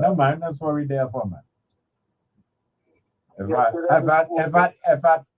If at 85 going to 86 in less than 2 weeks, you know, I can't keep my train attack, then I need to stay home. Well, okay. I want to tell you what to drink, but it is on the radio. But,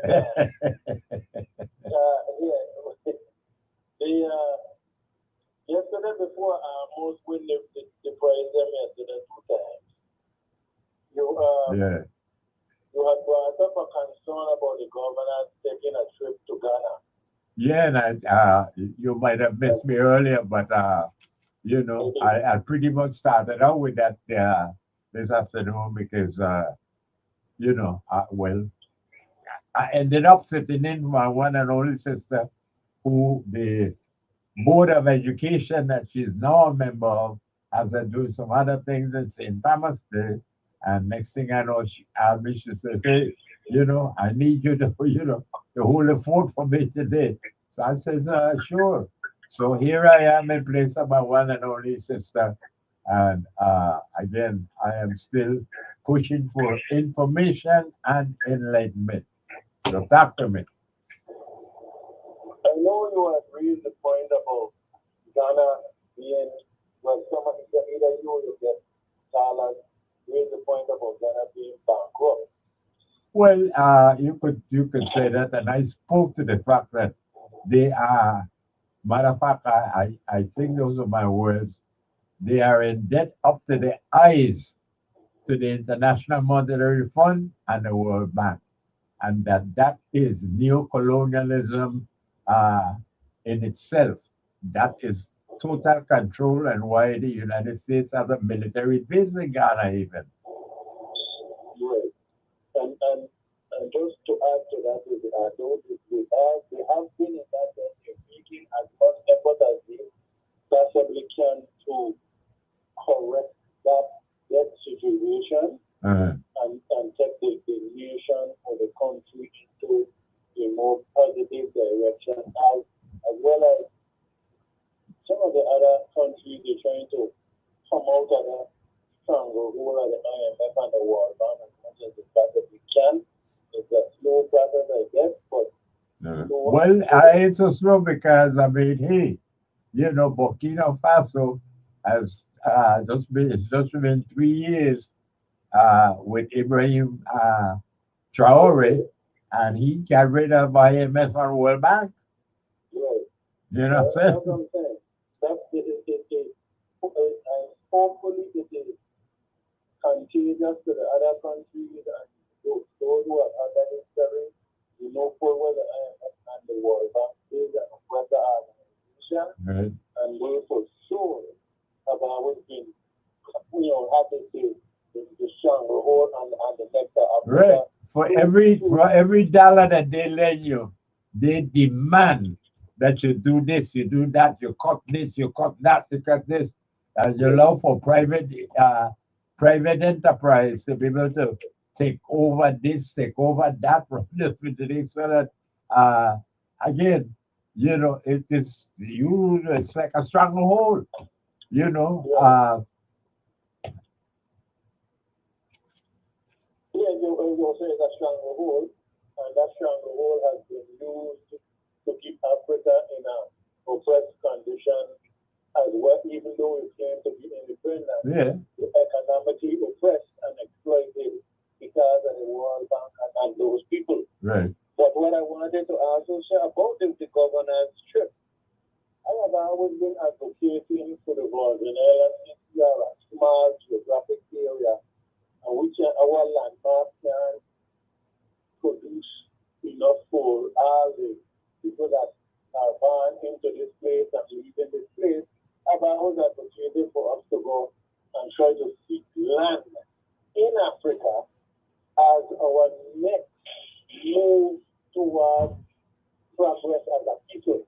In other words, that we check our intelligence that we have gathered from the Virgin Islands, so that we can move and network with the people in Africa, reach to that continent and use that continent as a base to start to, like how back in the days when McLean them time, New York was the hub, you would go there to make a better life. And then after a while, England became the hub. Maybe England was first, and everybody who wanted to make a better life from the Caribbean would move to England. So I think we need to now start moving in a direction of going to Africa and developing or using as much as we can and networking with our brothers and sisters back on the continent and the Virgin Islands, I'm saying, should be in place of that type of mentality to go back, not just to go back, but to invest in Africa, whether it's buy land, so that, for example, we say, well, Virgin Islanders want a home, maybe they don't want it in America anymore, and instead of going to America, since Trump doing it all is ignorant, we start to move back to the continent. Most people nowadays want to go England no more. And so Africa is the open market, and we hope that we would invest in Africa. And Ghana for a long time has been telling Africans to come back home. One thing is they're doing, and other African countries are now singing that same song and that same rhetoric and telling our people, look, if you want to invest in Africa. Africa is more closer to the Caribbean lifestyle than America or England lifestyle. So we need to start to make sure our young people understand it, and they start to seek out African regions that they can go to and invest in, and better not only their investment or an investment or a future, but better the continent, because the continent definitely needs its people from the diaspora to come back home to help build that beautiful continent that has been so underappreciated and oppressed for a long time. But again, like you, the problem is our people, are so ignorant of these things that you're describing right here now, and it makes it, a serious challenge, to educate our people outside of a formal setting, meaning outside of schools, and I don't know how we get our people to understand these things, because And that's like, all our representatives good for not mislead us because the people that we elect, they don't think like how you talking here, Right, so that, and then the people and the elected officials who are sounding this information out, sending this information out. yeah, It is, of course, the more progressive African leaders that are making this initiative and push, since what, they have realized that there you are, but I mean, and again, I realize I interrupt you, but to make the point, help you make the point you offering it is like, uh, instead of having a working visit to Ghana in the year 2025, the working visit to any place in West Africa should be to one of the uh, Sahel states that are now in alliance, which is, Burkina Faso, Mali, and Niger. You know, I would agree with you, but I wouldn't exclude Ghana, and I wouldn't exclude any other African but country. it's not a matter of excluding them. It's not a matter of excluding them, but it's like, again, we are on the ground level trying to make a foothold. And, the first step should be those who are ready on that first step, which is what I'm saying, Burkina Faso, Mali, and Niger. They could understand this. Why not Ghana? Why not Ghana? Is because they are still so much in the hands of America and Europe that, again, you are going to find yourself in a prolonged battle just trying to reach the people in Ghana because they are so already intertwined with the European and American way of life.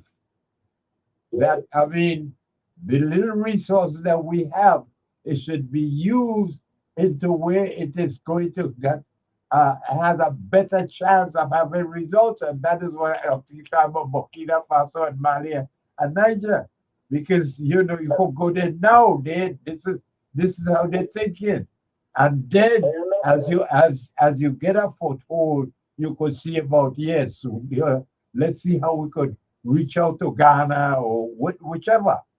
But to begin with, Again, if you look at the methodology of the Europeans yeah, and how they infiltrated Africa, yeah, they didn't sit down and wait for one one country to be favorable before they went in and started to basically, according to my own words, set up camp. They went in and set up camp into whether it was the strong country or the strong and the weak countries. As long as they had a foothold, they got a foothold whichever way they could. And once they got that foothold, they just maintained that foothold um, and utilized it and made it. but again, you talk of military force, like you, and that's what I said. We ain't got them kind of resources to invade. They invaded, I know. they invaded. I know, but all of them they invaded. Some of them they did land on the shores or went on the shores, and then they did network or work with whichever weaker chief they decided to work with and support, and then use that chief to knock out the strong chief, and then got the foothold in. But again, but you still, basically saying that for the limited resources that we have, we need to start where we stand a better chance of getting a foothold and then spread out. And that's all that I'm saying.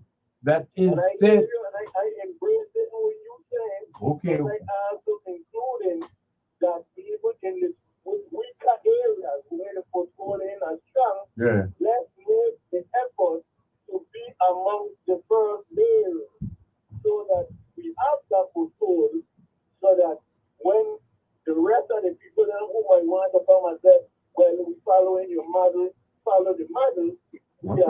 right. that's for good. Well, okay.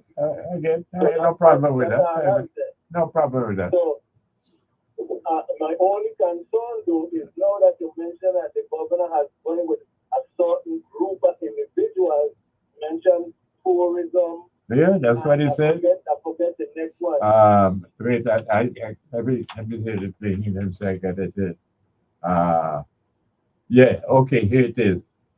Delegation that include the Department of Tourism, Virgin Islands Economic Development Authority, and the Virgin Islands Next Generation Network. That's the delegation makeup. All right, so just in them three delegation groups, next generation, which is a good thing in my eyes, that's the best. I'm following the next generation. My concept is next generation is logical for me in the sense that we want to encourage our next future generation to invest in the region, invest in Africa, invest your mind as well as your potential mind and potential resource in the region because it's developing. So the other set of individual EDA, I think it is the whole point of the thing is yes, networking is to me a good thing. I don't know their objective, and I hope that when we really get to see the results of the networking, that it turns out to be positive for the Virgin Islands. And I hope that all of them that are going there, read some of Wilmot Blyden's information because Wilmot Blyden already done set the groundwork for the theory in going back there and developing. So if we get on Wilmot Blyden minded individuals, we will be in a good position. And that's a big hit. But the point that the matter is, I'm glad to hear at least that our people here are talking about possibility of investing in Africa, wherever it is, South Africa, North Africa, East Africa. No, well, wait, but let me pull you back a little bit. Let me pull you back a little bit. Wait. You,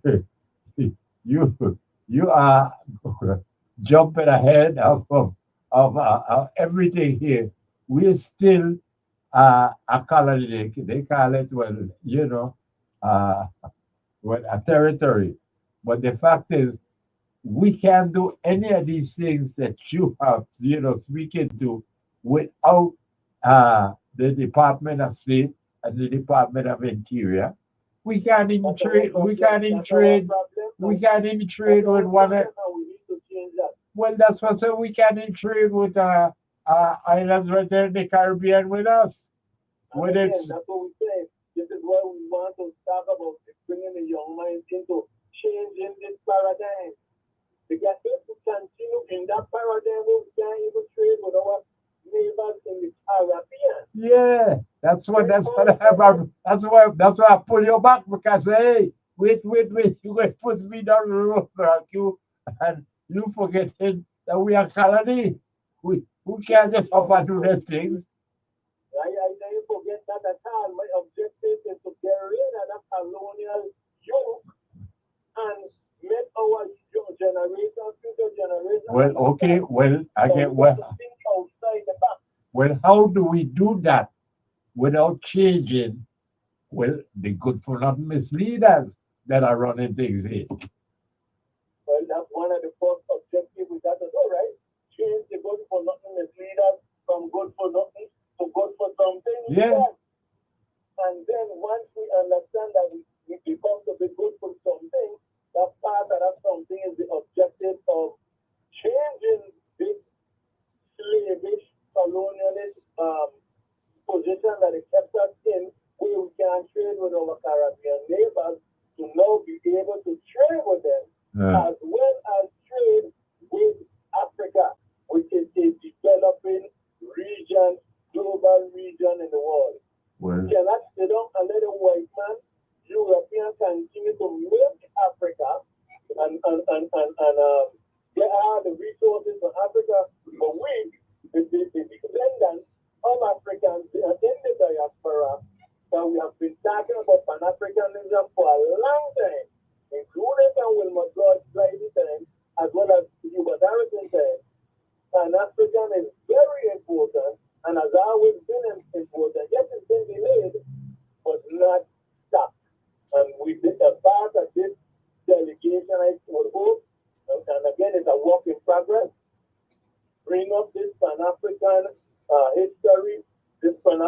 connection and make sure we understand to upgrade it, modernize it, and make it work for the Virgin Islands.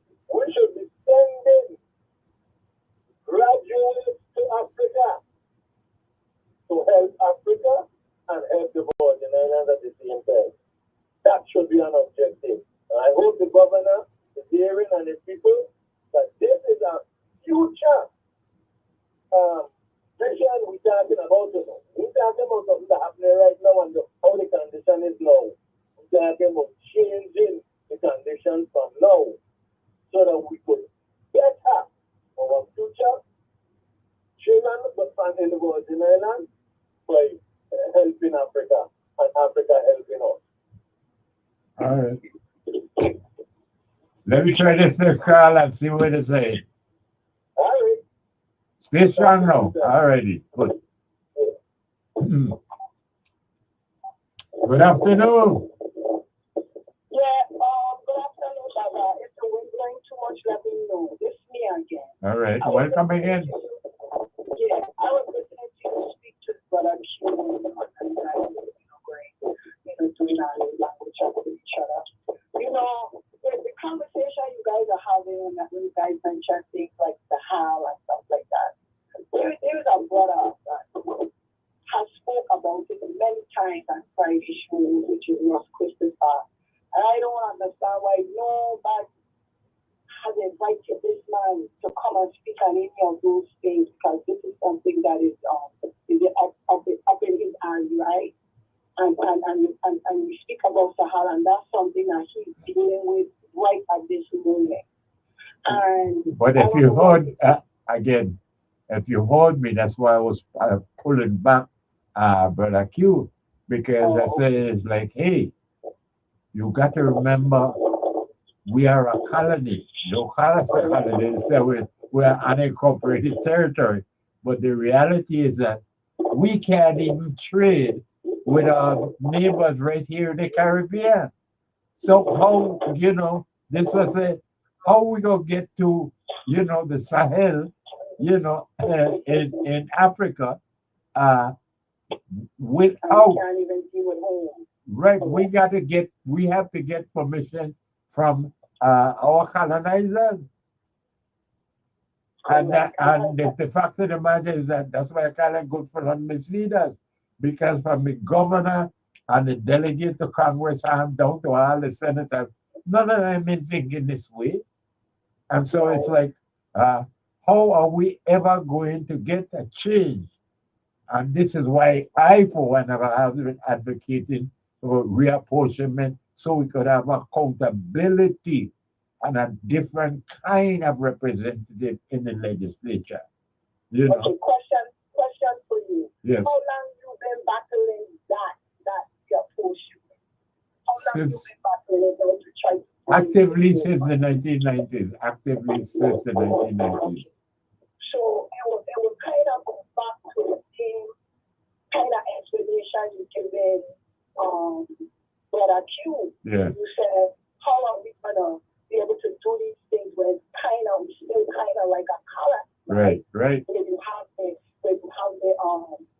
interior Right. for controlling that. So even if you want to bring that forward, they're gonna probably shoot you down. Right. And the reason again, right.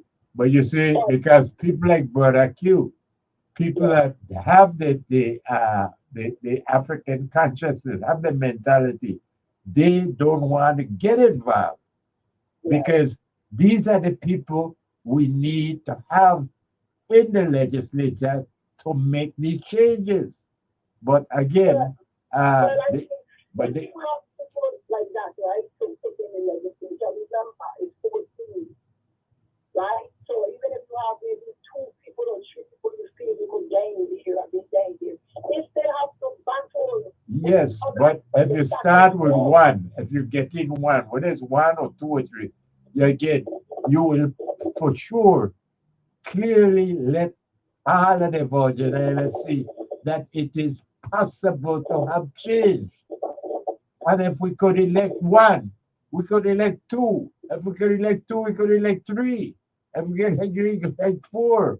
And all it takes all it takes, is enough of them to be able to make the change so that we have accountability, so that, every senator is accountable to a district, and I mean, a simple But thing I like, would like I don't want to cut you off, because time is short, and I know other people probably calling. I don't like to pull up the phone, but I feel like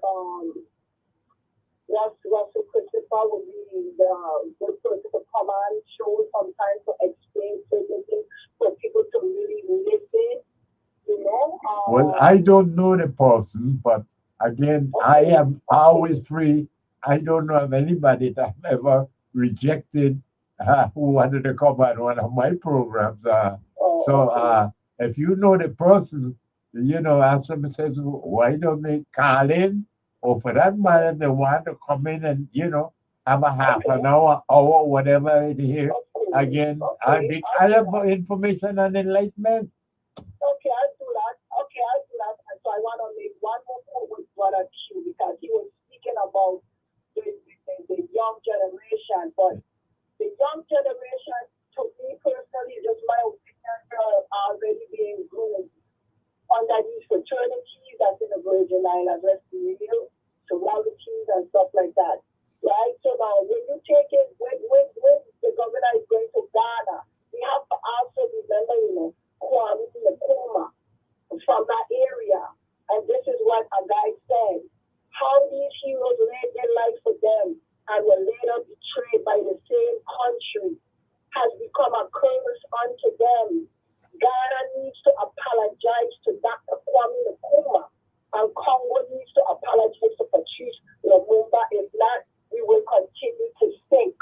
And that's why I heard you telling the father Q, like how Ghana, how Ghana really is still under that colonizing thing, and especially neo-colonialism is what's really plaguing those countries still. You understand? So I don't know why the governor going over there and going with delegates and all of that, and talking about going over there to trace back his history and all of that. When the Virgin Island ain't even can't get it home for history. This man is very insulting, and I don't trust him to go with nobody to no Ghana. Not the right person to go there, and that's just my speak. And you have a nice day. But I'll try to But reach there out you to are. you. I just want you to know, you and whoever this person or persons that it is that you're speaking to, they're welcome here. Whether to I call got you, in or to Baba. come and, spend time, discussing whatever they got on their mind. We are Okay. here for information and enlightenment. Got you, And Baba. And you have a good day, sir. thank Thank you you. for the All time. the best to Good you, luck, man. sir. All the best. Already. Bye. And so, yes, beloved, we are, well, totally convinced that we can make a change. And because it hasn't happened yet, it doesn't mean that it can happen. And for the most part, it is that them and those who have the mindset to make a change, to make things different for us here in the Virgin Islands. Don't ask me why. Ask them. But why do they refuse to get involved? I don't know. You tell me this. I don't know. You know. But we need to have a different kind of representative, from the good for not misleaders that we have. Well, just listen to the caller that we have. Uh, the last caller here, Brother Q before her, and so on and so forth. Again, we have the African consciousness alive and awake right here, you know. But again, we're at the top of the hour and we have to do what we got to do. And that is bite and blow, beloved. We got to do our idea and a couple of messages to you, and we will be right back with more information and enlightenment. Miss Debbie Christopher is on.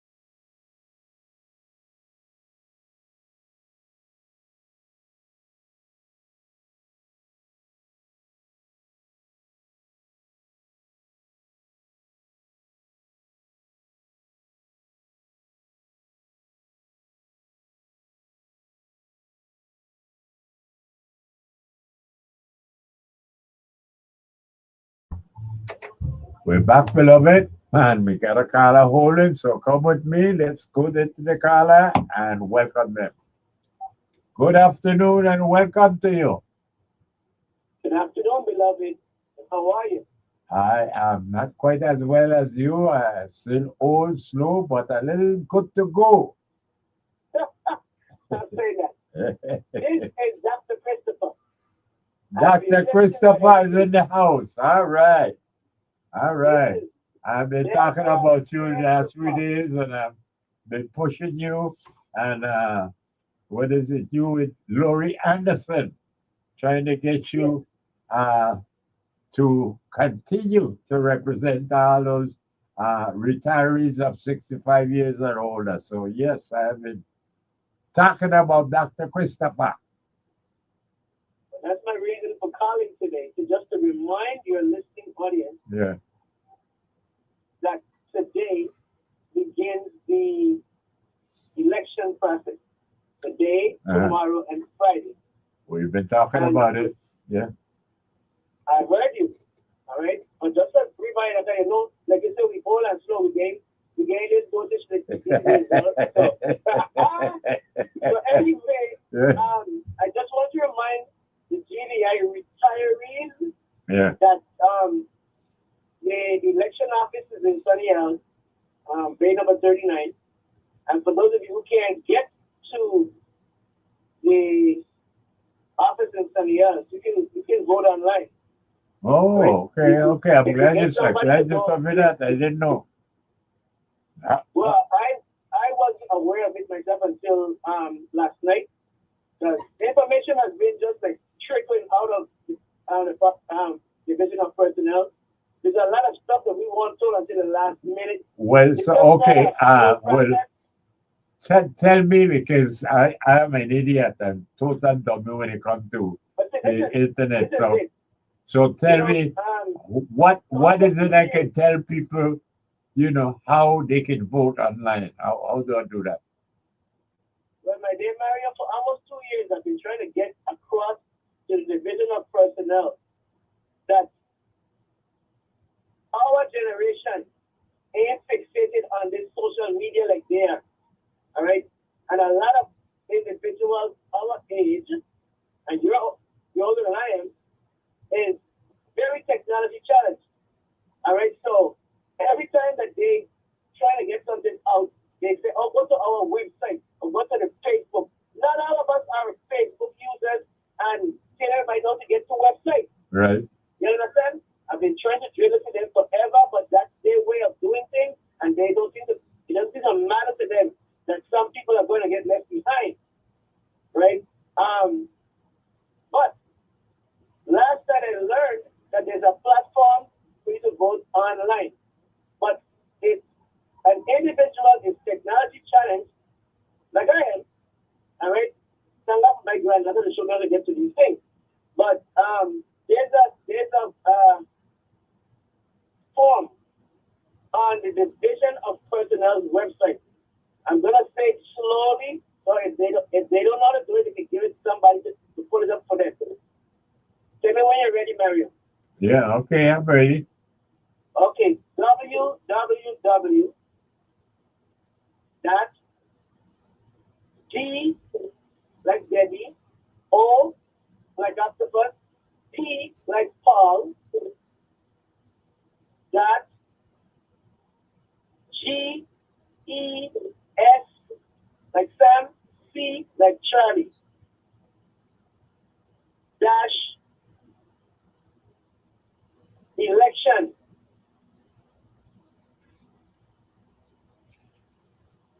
www.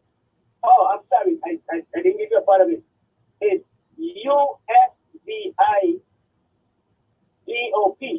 Wait, let's go. I have here www.dop.ges-election. And now Yeah, you tell me. I forgot a part, so I'm going to repeat it. www.USVI.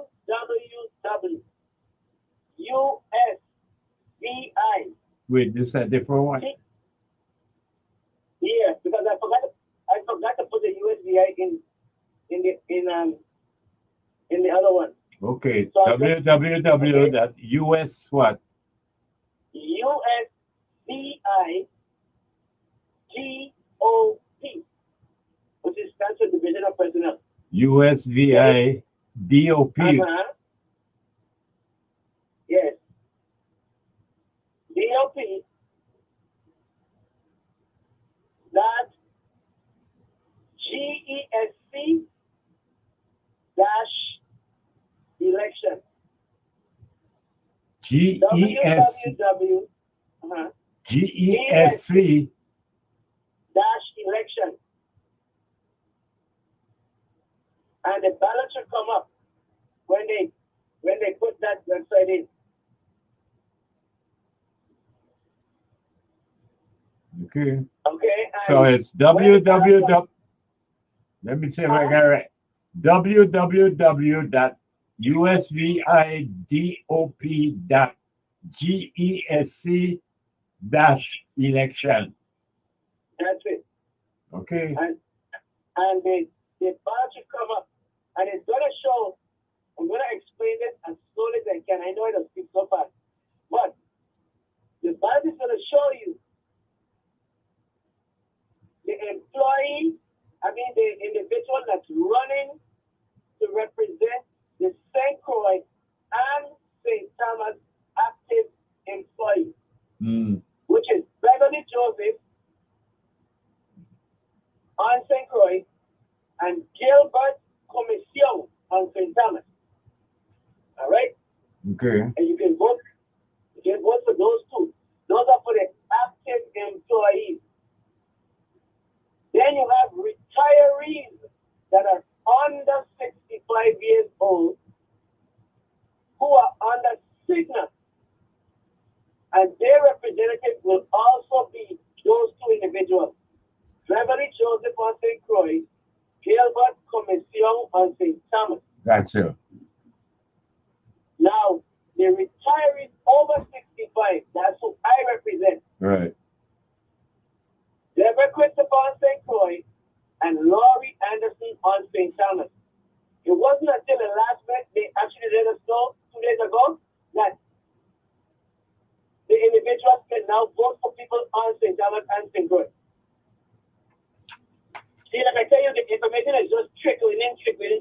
Okay. Right? So, people, you can vote for St. Thomas and you can vote for St. Croix. All right. But I am recommending that we keep this board together because the board has worked for you. Beverly Joseph on St. Croix, Dr. Gilbert Commission on St. Thomas, active employees and retirees under 65. And retirees over 65, Deborah Christopher and Laurie Anderson. That's what I've been pushing. Okay. But I'm out now. I've written St. Croix and St. Thomas because I did not, have it that way. But I could now, as I push for them, says Beverly Joseph for St. Croix and Gilbert Commission for St. Thomas.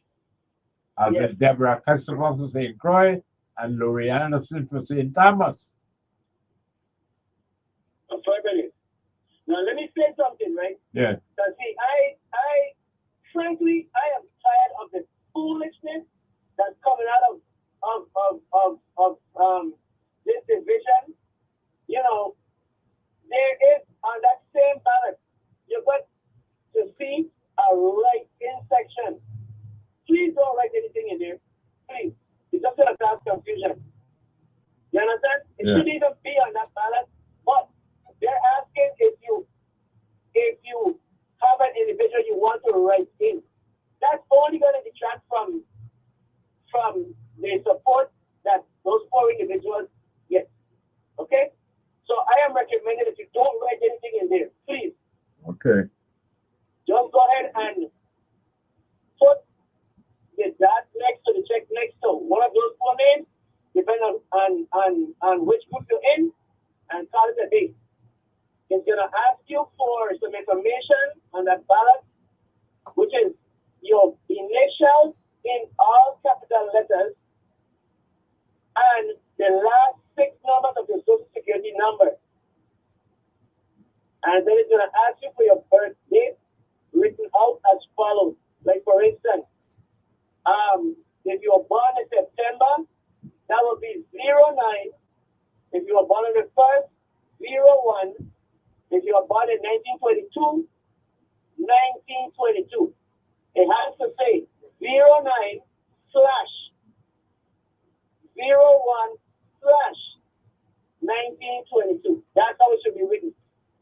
Otherwise, it will be rejected because it's not written out properly. And if anyone has any further concerns and they didn't understand what I said to you, they can call in the Division of Personnel, or they can stop in at the Elections Office in Sunny Elm, bay number 39, and do it there. Do the ballot there, have somebody help you, and drop it in the box there. The Government Health Insurance Board is very important to government employees and retirees alike. And this board has worked extremely hard to get us where we are today. Because without the insurance, I know many of us, me for one, would be in a lot of trouble. Okay? Because of all the catastrophic illnesses that is facing a lot of us, right? And the chronic ailments, we need our government health insurance. So I'm asking everybody to go out, whether physically or go online, to fill out their ballots between today and Friday. And Mario, I really appreciate, as usual, you're given me time to explain it to the listening audience. That's my duty. Okay, so please don't buy into any of the foolishness with this renting thing and all this kind of story, right? Just go ahead and go to conscience and call it a day. Will do. Okay?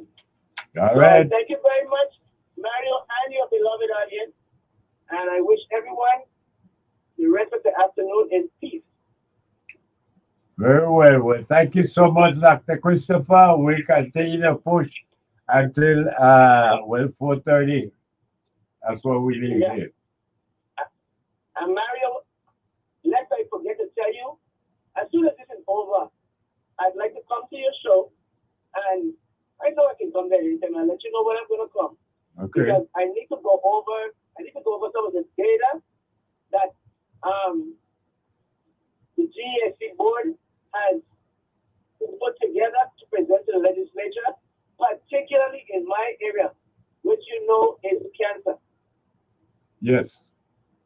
I want to present that data to the public because we're 3 times over where we were. Okay, and those numbers are just rising. So I'd like to come to your show and I'd like to speak to your beloved about the cancer rate here on St. Croix. When you're ready, Dr. Christopher, we will be here. I'll let you know next week. Okay. That's feeling. All right, have a good one. Be well, stay strong. Okay. All righty. Well, beloved, you hear it. Election going on right now for the Government Employees Service Commission. Election started today, and it go through tomorrow, Thursday, and Friday at the election office in Sunny Isle. And we're asking you to support for active employees, the active employees and retirees who are under the age of 65. We want you to vote for Beverly Joseph in St. Croix and Gilbert Commission in St. Thomas. For the retirees, 65 years and older, we want you to vote for Deborah Christopher in St. Croix and Laurie Anderson in St. Thomas. So please do your thing. Voting today, tomorrow, and Friday. Now, we've been talking about the good for nothing misleaders and what we need to do to bring about some change in our beloved Virgin Islands. And right now, at least from my perspective, it is to make the change by reapportioning the legislature so that we have more than 2 legislative districts, which is, well, what we have right now. 2 legislative districts. St. Thomas, St. John is 1 legislative district, and St. Croix is 1 legislative district. Those are the 2 legislative districts that make up the Virgin Islands of the United States. Unfortunately, tragically, I would say, we have 14 district senators, while we only have those 2 districts. Which breaks down, beloved, to 7 districts. I'm so sorry. 7 senators per district. We call them district senators. And that's why I misspoke, because I was going to say 7 district senators per district. And that's a misnomer. Beloved, how could you have 7 district senators in one district and you're still calling them district senators? That's at large. They are at large senators, 7 at large senators in that district.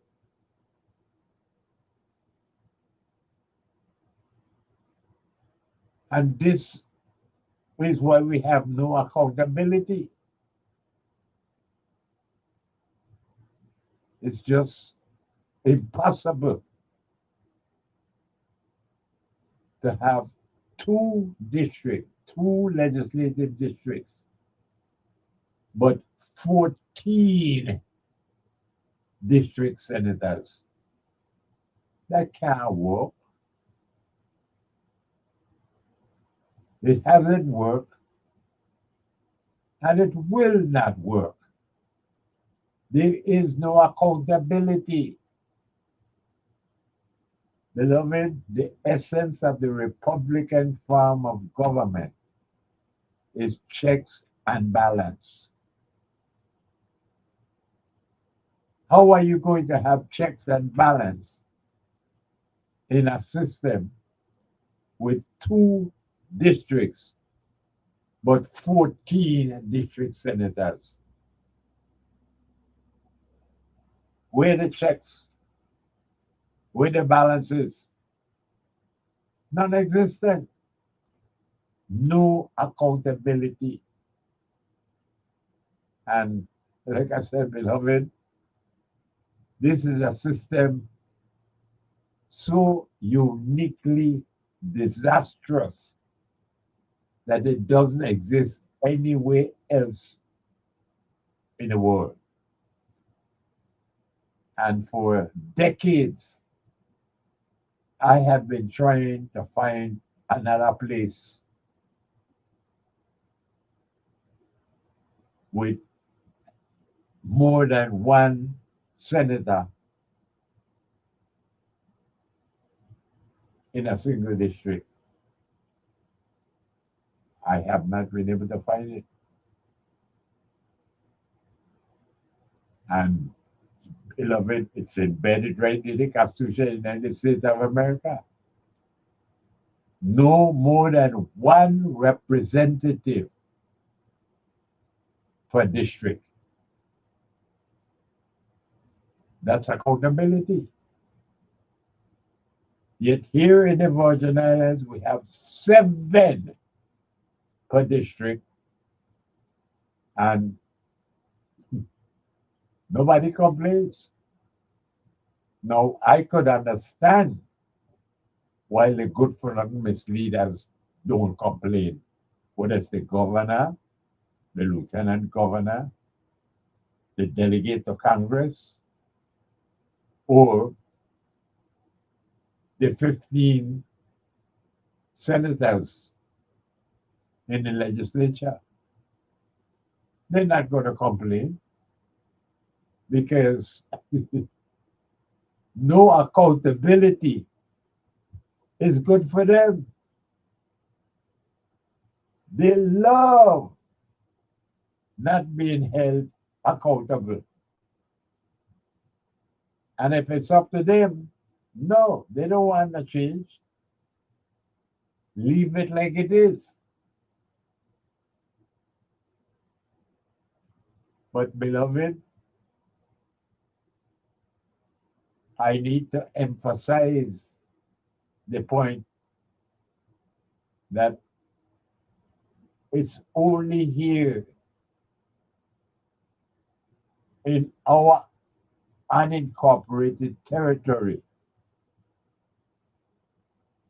that such a system exists.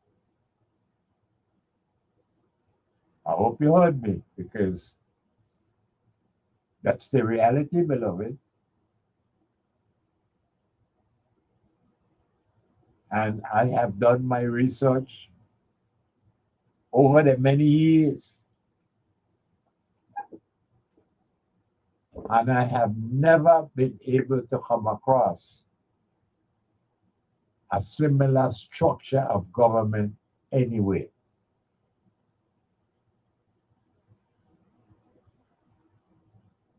Anywhere, we're right here in the Caribbean, across the United States,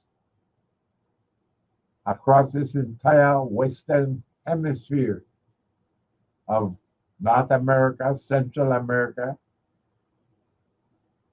South America, and the Caribbean.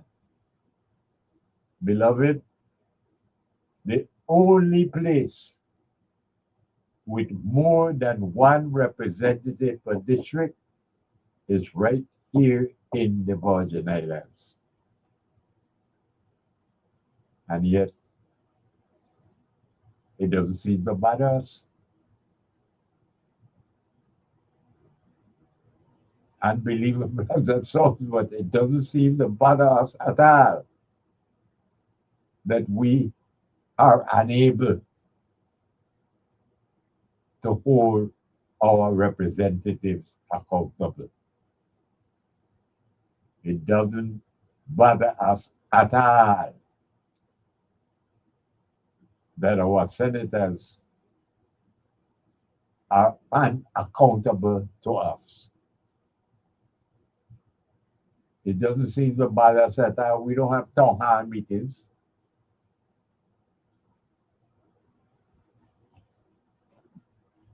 Doesn't bother us. But hold stream, beloved, because time for the break.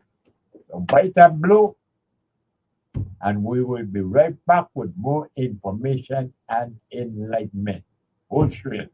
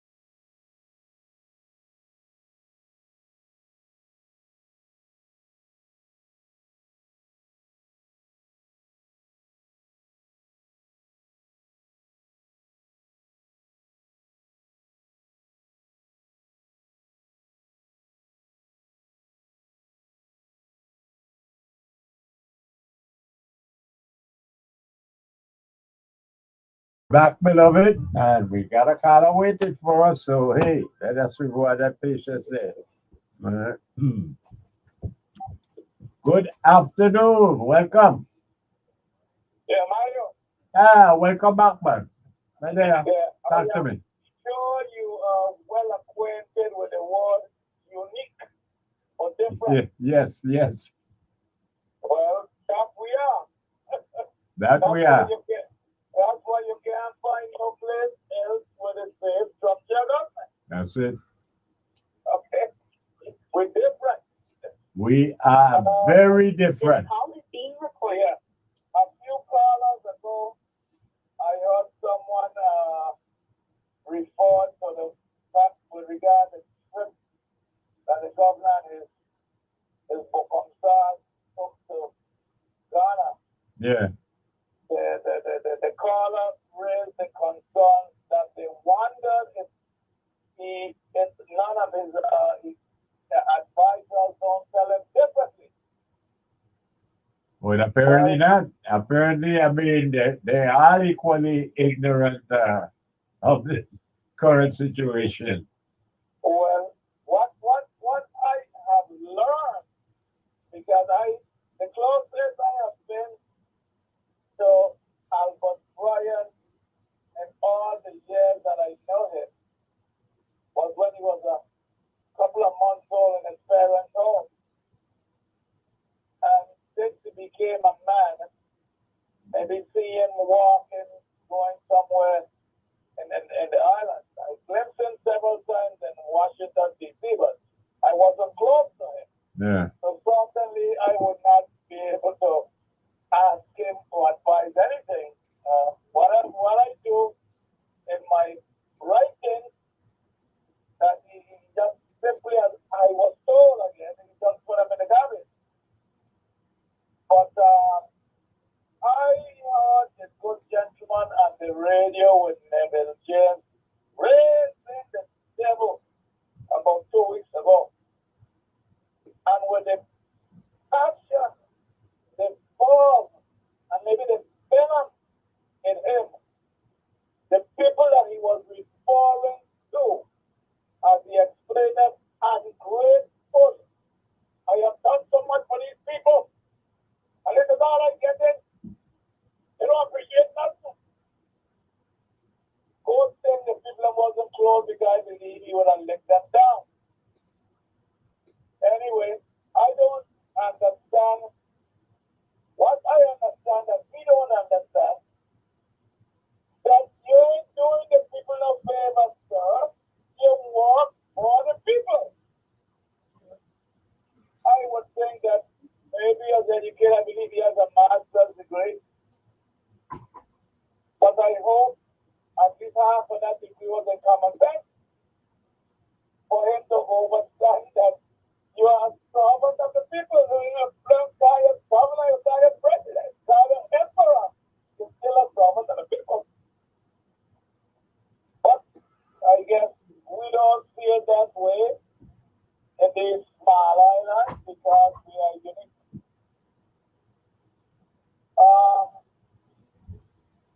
I was told also that there are good people, and he has some very good people in his cabinet, seasoned people in government, well learned and both, and also in politics. That is, he would only listen to them.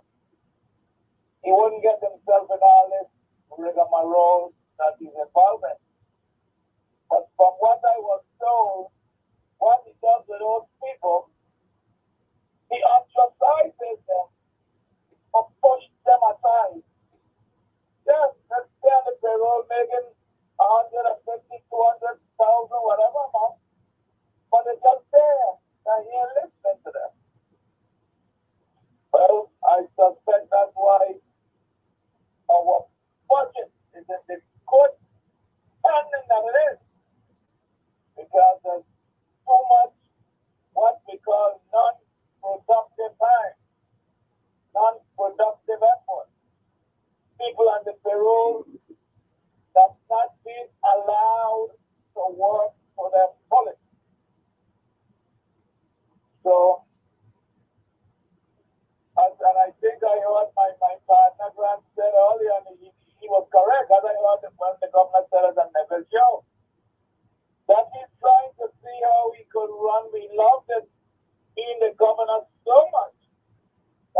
trying to see, like Donald Trump, hopefully run for a third term, or maybe become a king or emperor and be there forever.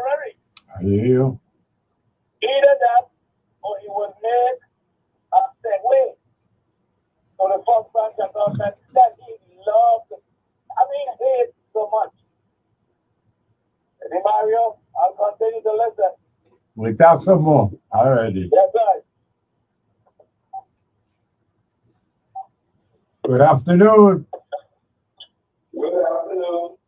Thank you for your call. Thank you for your patience. Welcome. Thanks. So I don't know if you know, but they had like a committee hearing or something dealing with two things. One was solar panels that they think to put in a bunch of solar panels, both on St. Croix and St. Thomas. But the people in Bordeaux and St. Thomas were complaining, saying that there's only one road in and out. And if anything was to happen, they're one isolated and that road could get blocked. But they were focusing more on the panels and saying that, they had some stuff here that can cause health problems. So if the panels were to be broken during a hurricane, that could be an issue. But the thing that they need to be worried about, and more so, and we also need to be worried about because there is more and more solar farms going up, and they are including a battery bank to store the power so it could be used at night, because of course the panels aren't going to be giving you anything at night. And hearing them talk about that sparked my memory that I've heard of fires with these battery banks, both for solar and also for the AI centers, data centers. And they're kind of separate. They use two different types of batteries. But both of them are toxic when they give off toxic gas when they're burnt. And they are very hard to put out. And that's the thing that I'm wondering. I'm pretty sure we can't put them out. I mean, you look at when they had the fire in Bomboni a few years back, we had to get the National Guard from San Juan to fly over and do water dumps to finally put it out. I think it burned for at least 4 days. First, our fire crew was trying to put it out, but couldn't, and they had to request help from Puerto Rico. So, if we can't put out a fire at our dump without the aid of Puerto Rico, I don't think we're going to be able to put out one of these battery bank fires if it exists. I hear you. And so if we're going to do this, we need to beef up our fire services. They had this, one of them in California was a blaze in January of, I think, last year. And they had to evacuate 1,500 people from the area. And it took them a bit to put out that fire. So I think this is something that we need to be, pressing our government that apparently this is what we're going to be doing. We need to beef up the fire department so that they can respond if we have a fire. And it seems with our higher temperatures and whatnot, so that's what it is, the fires usually start from overheating. And so with our higher temperatures year round, it's like we will have one of these eventually. And so this is something that we need to be making sure. The other thing I wanted to talk to you about, and in fact, I was hoping your sister was going to be here today, because I had to say that she and I asked him about this topic. I have to say that I'm kind of switching to her side now, which is cell phones in schools. They had a hearing about this, Mm.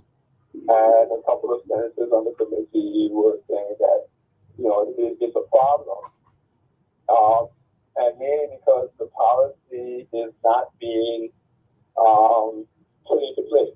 The current policy is that the teacher, the Board of Education says that the students can only have cell phones in the classroom.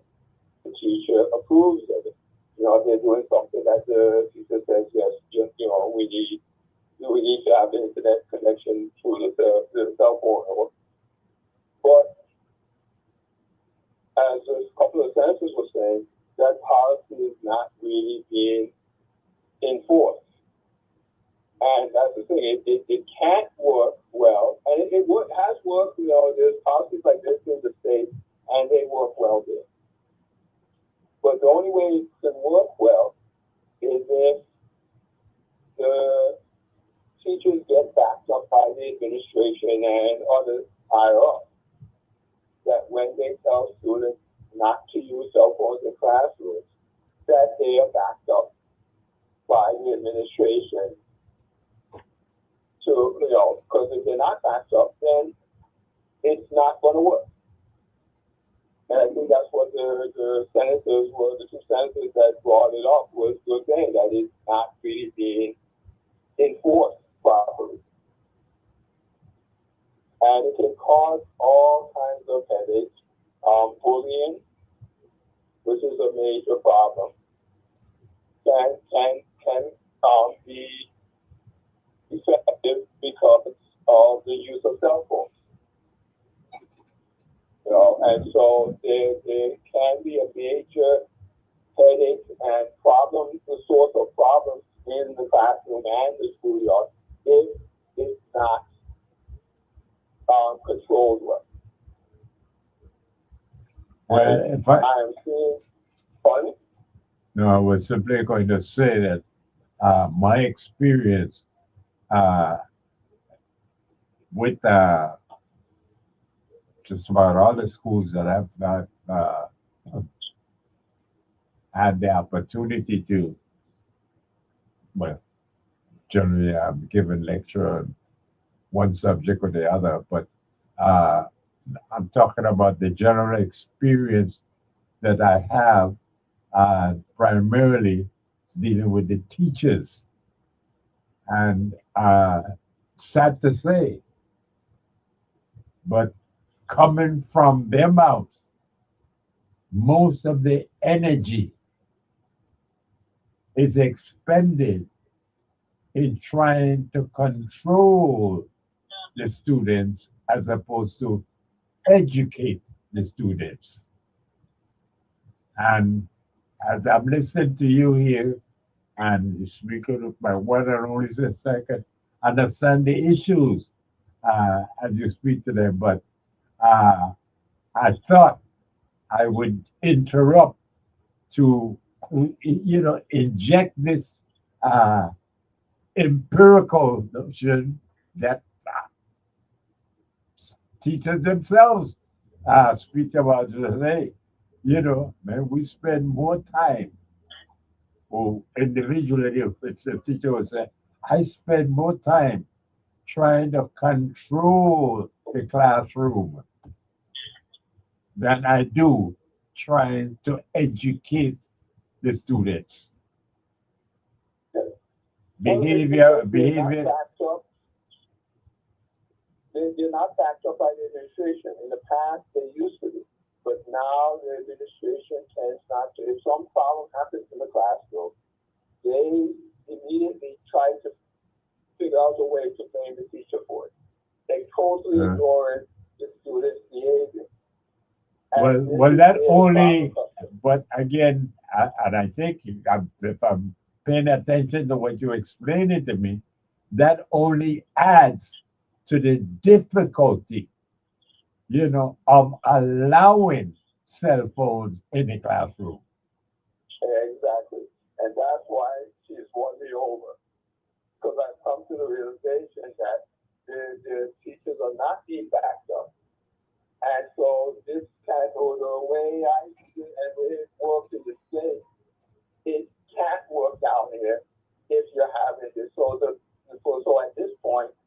banning them seems to be the best alternative.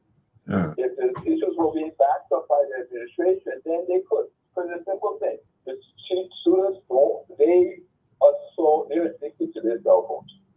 If you take the cell phone away from them when they're using them inappropriately, they are going to straighten up right away.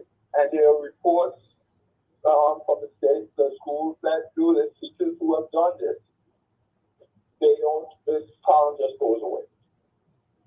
But the thing is that you have to, for this to work, the teachers have to be backed up by the administration. When they take a cell phone away from a student, that for that time period or for the rest of the day, the students think they can get the cell phone when they're leaving.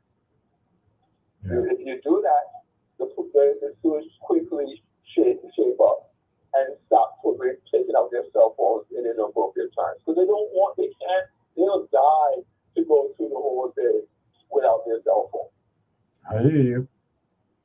And I said there's been reports from schools that do this, and they don't have a cell phone problem anymore. But if you're not getting this backing up, and that the administration is looking to somehow figure out how to blame the whole thing on the faculty, then nothing's going to work. We're going to have our children out of control, and we're going to see signs of this with the fights and whatnot. It's adults in the community have to come together, come to an understanding as to what behaviors and what we expect our children to do, and make them do it. This is what every society does. This is not something new. This is something necessary. And if you don't come up with the right stuff, your society fails. You come up with the right stuff, your society succeeds, and you see improvement as the years go by. I hear you. And there's no ways around it. So if your society is failing, like ours is, power, roads, sewer, you name it, that's because we're not teaching our young correctly. We're not giving them the skills and giving them the proper outlook for the world. And it's as simple as that. There's no way around it. If you do, your society grows. If you don't, your society declines. Pretty straightforward. I hear you. Well, So, let us see what it's in the hand of the administrators, but we'll see what the senators do about it, because pretty much no one wants the responsibility. And you hit the nail on the head. Yeah. Yeah. Nobody wants to be the bad guy. Yeah. Nobody wants to say you need to eat spinach instead of cake to be healthy. Yeah. Everybody knows this, but they just don't want to be the one to say it, because they know people are going to complain. Yeah. And say, oh, I don't like the taste of spinach. Yeah. But everybody knows spinach is better for them than cake.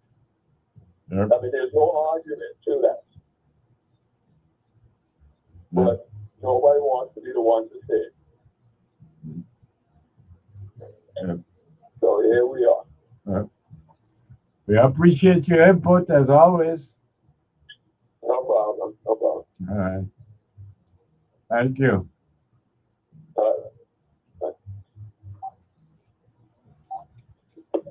Good afternoon.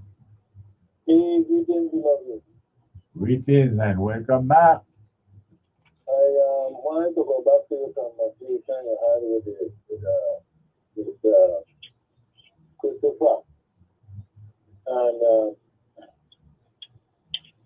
I heard in the conversation, and I hear this a lot, where people of a certain generation are saying that they cannot, or they don't have problems with online and computers and internet and all of these things. Oh. I find another say I want to say I find it hard to understand because I know when I came up, when I started out in education, we had no computers. We had cell phones or nothing like that. And I had to learn computers, internet, websites, and all of these things. And they are courses that people can take to orientate themselves about this. So when I personally hearing people saying that they find difficulty, I illiterate when it comes to internet, computers, and all that things, I don't think what is there any effort being made to learn it? And I say no, I'm not saying no, but I'm asking the question. Well, I could answer for myself. I can't answer for my generation or anything like that, but I could answer for myself. And I tell you, it just simply doesn't interest me. The internet for me, is nothing more, than a research repository, and I love it for that. But everything else, it doesn't interest me. It's a little more than a resource. The repository, but the thing is, the fact that there is actual effort being made to make everybody of all ages orientated to it. And no, just the internet was one thing, website was one thing, but now we got AI that we looking at now that we have to get orientated to where even our young generation or young people nowadays are saying that they came into AI or they don't understand AI. When AI is taking off, it is one of the cutting edge the technology that is here. People are learning it, and if we don't learn it, we are behind. So I'm saying this to say we should make every effort to never open up our mouth again and say, I am illiterate to internet websites, and now put it in our vocabulary. I am also not ignorant to AI because they are avenues available. Just like at one time when you were not maybe a person was not a reader, you could go to the library and get a book and read. You don't advance from that physical structure to where you say no, you're using the internet to replace a situation like a library. And you're far more advanced in resources and access to resources, access to technology to help us move forward along and be as up to date as possible. So I'm encouraging our elders, our people here in the territory to let's I am saying I take it from make the excuse that we are ignorant to these things when they are there, available. Courses are being online courses that you could take in the comfort of your home. You don't need an instructor to teach you.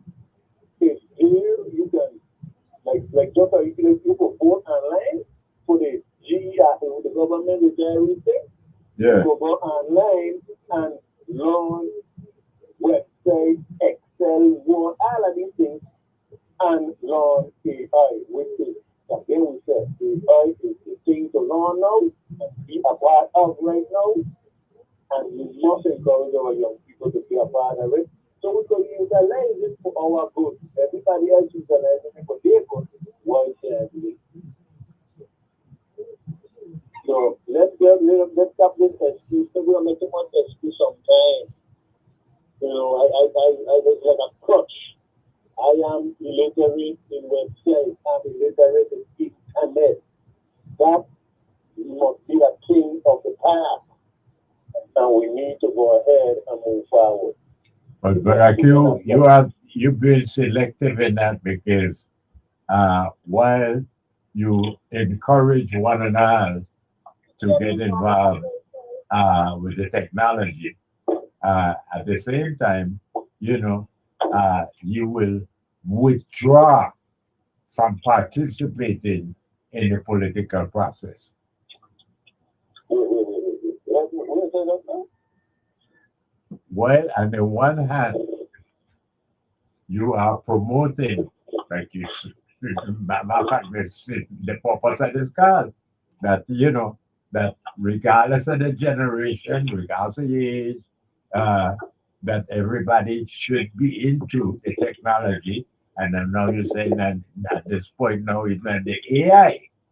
And I'm saying fine, but we note that while you're doing that, at the same time, you refuse to have the same outlook, the same perspective when it comes to participation in the political process. So everybody who might be speaking should be in the political process So to the should level that no, you and no, determine, that you every determine. citizen, every citizen, every Yes. citizen, should Should be in the political embrace it. process to the process that you determine that you should be. In No, other words, no, no. okay, I am I'm saying trying that to understand what you're saying. I am saying that the very, language that you're using to encourage one another to get involved, really, and you're saying nowadays, even the AI, I'm saying, well, why does that language apply to the political process as a citizen? You're speaking in general or me? Well, I'm saying in general includes you too. Okay, so I hope you're not saying that because I don't hold a political office that I No, am no, no, not no, no, not that involved in the political everybody process. doesn't. Everybody doesn't need a political office, but Oh, okay, good, good. So, good. everybody needs to participate in the All right. process. That's what citizenry is about. You And know, when we define participate, let's define that. Because participating just means holding office. It could be an activist, it could be somebody in an organization, well, you didn't etc., seem to have etc. that same attitude when it came to the technology. Because when I said to you that I have it as a repository, immediately you broke that down and you criticized and said, well, no, you need to get everything, But again, we're at the top of the hour, I'm going to take the final break. I don't want to tell you, but I am here for the next half to 25 minutes now. You know, All right. Thank you. we talk some more. Good. Bite and blow, beloved. This is the final break, and we're coming back for last lap. So hold straight.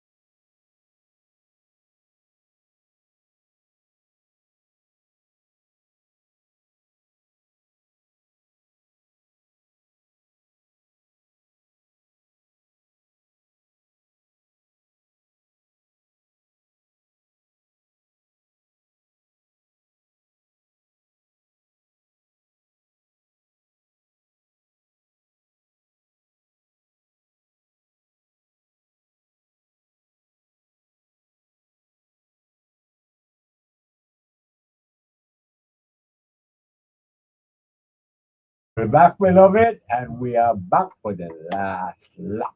So try and get your last lick in because this is it. And so let's do this. Good afternoon. Good afternoon, Brother Mario. Good afternoon to you, my dear. Thank you for your and for your patience. Welcome, welcome. Yeah, I know we got last, but Yeah. you've been talking non-stop for 2 days. So I hope that you got some lemongrass ice cream in your freezer for when you get home. Yes, indeed. Yes, indeed. Because And you it's white and blue. Listen, I know that you have the end there, but I couldn't get in before. I just want to ask a couple of questions. Now, Sure. you know, from talking to me over time, that I'm an outside of the box type of person. I like to step outside from all the confusion and take a peek inside. Yes. So, I would like to know who is the person in charge in Ghana? Is it a king, a president? What is it? A president. A president is There's a supposed to be a Republican form of government similar to that in the United States. You have, you So know, there is a Congress or yes, a yes, Senate or something like that. yes, yes, yes. Okay. Moving from that, we now have. I just want to paint a picture. We have a army base or military base Yeah. in Ghana. Yes, we Right? do. Yes, we do. Yes. Okay. Now, this so-called work delegation that's coming from here, are Uh, they meeting with this president? no, they're speaking with the past president.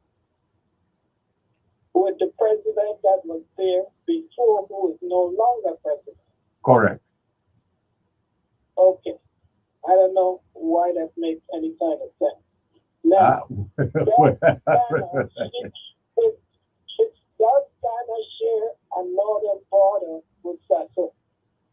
Yes, yes. Matter of fact, if you in well, just anybody place in Ghana, and you decide to travel north, at some point you can hit the border. Once you cross the border, you're in Burkina Faso. Okay. So that's what I thought. Yes, Now, from that point on into Burkina Faso, there are two other countries who have taken their destiny into their own hands, right? correct. That's correct. Mali and They have Niger, or some formed people a seem to sort say of Niger. coalition. So they formed sort of a coalition to keep the colonizers They, out of their country they and for them to become autonomous, yes, correct? yes. Now, what would be the reason for any other countries in the area to ignore this coalition? No, none. There's no reason for them to ignore them, which means they are paying attention. Okay? You Yes. see where I'm going with this? Yes, picture? yes, yes. You started from Ghana, and you gone all the way over there, and then somebody called in today and said that people from the Virgin Islands should start investing and moving to Ghana. Does that make any sense? Not to me. Not for me neither. Maybe we're the only two people who are applying logic to this whole Right, thing. right. But it is not going to end well because the basic thing is that the colonizers have to stop that movement with those three nations that are joining together Yes. because what they're doing is going to attract the attention of the others who could do the same thing. Yes. Okay? So that's why we have a military base. there. And I don't know what in the heck anybody would think that Ghana could do for us or that we could do for Ghana. So I think that they're being used. Well, we're on the same page. We're thinking on the same page. Let's put it that way. I can't hear you, right? I said that we are on the same page. Okay, yes, all right. So I just want to throw it out there and see if make sure I'm not the only crazy person. Well, Okay. you got a crazy companion with you. Yes. We both going to sit Elizabeth. Yeah, yes, yes. Remember St. Elizabeth? Of course. I mean, and the way you use it, that's the way we use it. You're going to St. Elizabeth? Yes, Huh? somebody said that to me yesterday. Yeah. Yes.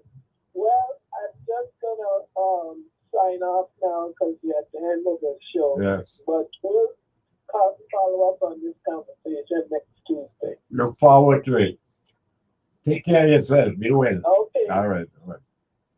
You too. Good afternoon. Yeah, Mario. Welcome back, man. Thank you for your patience. Right, another time running up. The subject that the physicist was talking about, the cell phone usage in schools. Yeah. I have had that discussion with your one and only sister, and she had asked me how we deal with it on the mainland. Yeah.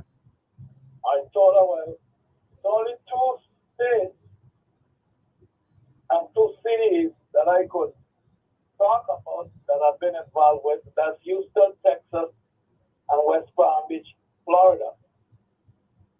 We had discussions on this matter. We want to call them we call this parent teacher association, whatever they're called now. And the biggest hindrance we had for the parents themselves. Oh, that they need to be in touch with the children in case of the urgency. But I wonder if she know what we used to use back in the day. We had a milk can, 2 milk can with a piece of string around it, and that's how we used to communicate. I recall. Okay. But the children themselves, for the most part, agreed with it. That they should give up, they would put it in a box, they write their name on it, and they enter, and then when they're coming out of school, they get it back. Yeah. But the parents were the biggest hindrance. And it worked good for a while, particularly in West Palm Beach. But even so, the administration of the school started to cave in, despite what the teachers and instructors were saying. As I had mentioned, the rate of what you call lack of focus has improved significantly, particularly in black boys. Without the phone, I guess that they don't have to be, whether they want to look at YouTube, WebTube, or look at porn, or whatever they look at. Without the phone, they were paying more attention to their schoolwork. So it started to work, but then the administration came in and it's almost back to where it was. The teacher of those Halloween saying it, and they got to take them below between the leg or under the desk, and they're looking at it and they're studying at what the teacher said. So we better be careful as so-called elders and parents and guardians what we want for our children. But yet and said though, don't let the child bring home an F because then it's very parent won't come and want to fight on the teacher. And this is bad. It's really bad. So I don't know if it's a new generation, Gen Z, Gen X, whatever they are. And, for one thing, they say they're lazy and whatever it's not. So they are supposedly the leaders of mañana. That's right. Tomorrow. That's right. But then if there's the kind of attitude they're coming with, then I don't know what will happen tomorrow. Mario, I gotta get up there. Thank you. You stay sharp now. Yes, sir. Good afternoon. Good afternoon. Welcome back. Yeah, thanks. I just wanted to say something quickly.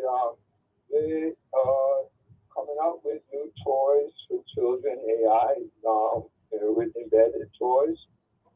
Yeah. And some of those toys are not appropriate. So parents need to be very careful with them. You can search on the internet. I think there's one that begins with a K that is KA something, and that is problematic. And then there's one that begins with a GGR. That one is not. That one has safeguards. But there are others that don't have safeguards. They start off benign, with the children. So you might initially listen in and think, okay, no problem. But it gets progressively worse. And one of them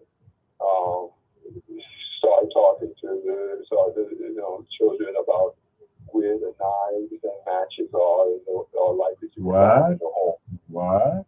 Yeah, it gets really crazy. And it's totally inappropriate for these are like geared towards 5-year-olds and stuff. Some of them go off and start talking about sex and different sexual things. Yeah. So parents really need to be on the lookout. I would say personally, just avoid them.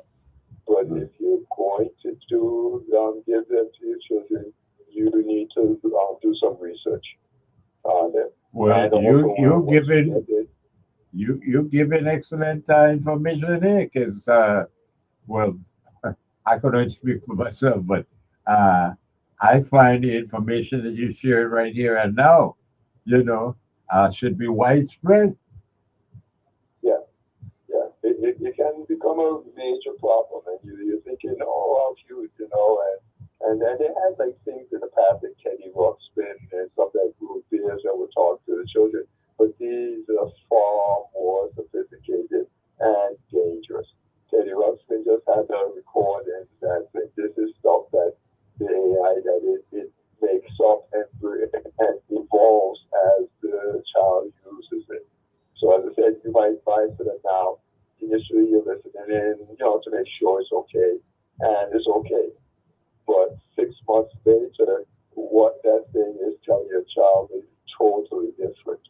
And you are not no longer listening because you checked it out at the beginning. Yeah. So I would do, if you get one or if somebody gives one to your child, or do some research on it. Well, I don't know. I'm believe it or not, as a talk show host saying this, but I am not the listener. Some people might think I would be for talk shows. I'm not. But my advice would be, if you do speak to other talk shows, please spread this message. Spread it. Yeah. I plan to.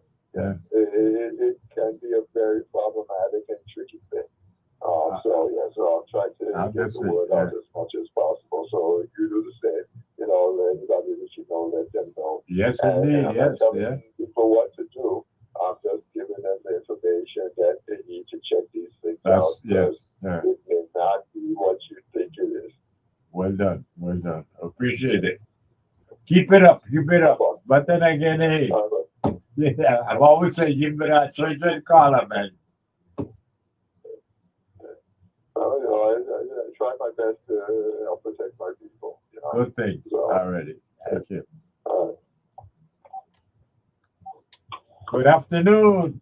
good afternoon, Mario. How are you? Trying to be well, man. Thank you. We went down to just wait less than 5 minutes. So talk to me. We could fool the people sometime, but you can't fool the people out of there, you know? That's a fact. That's a fact. And that is what's going on in Africa. Africa rise, the world will rise, you know? Yeah. And even here in the Virgin Islands, as we rise as people and really understand what's been hindering us Yeah. based on our so-called leaders, Yeah. based on these big contracts and agreements, they can't hide from themselves, Mario.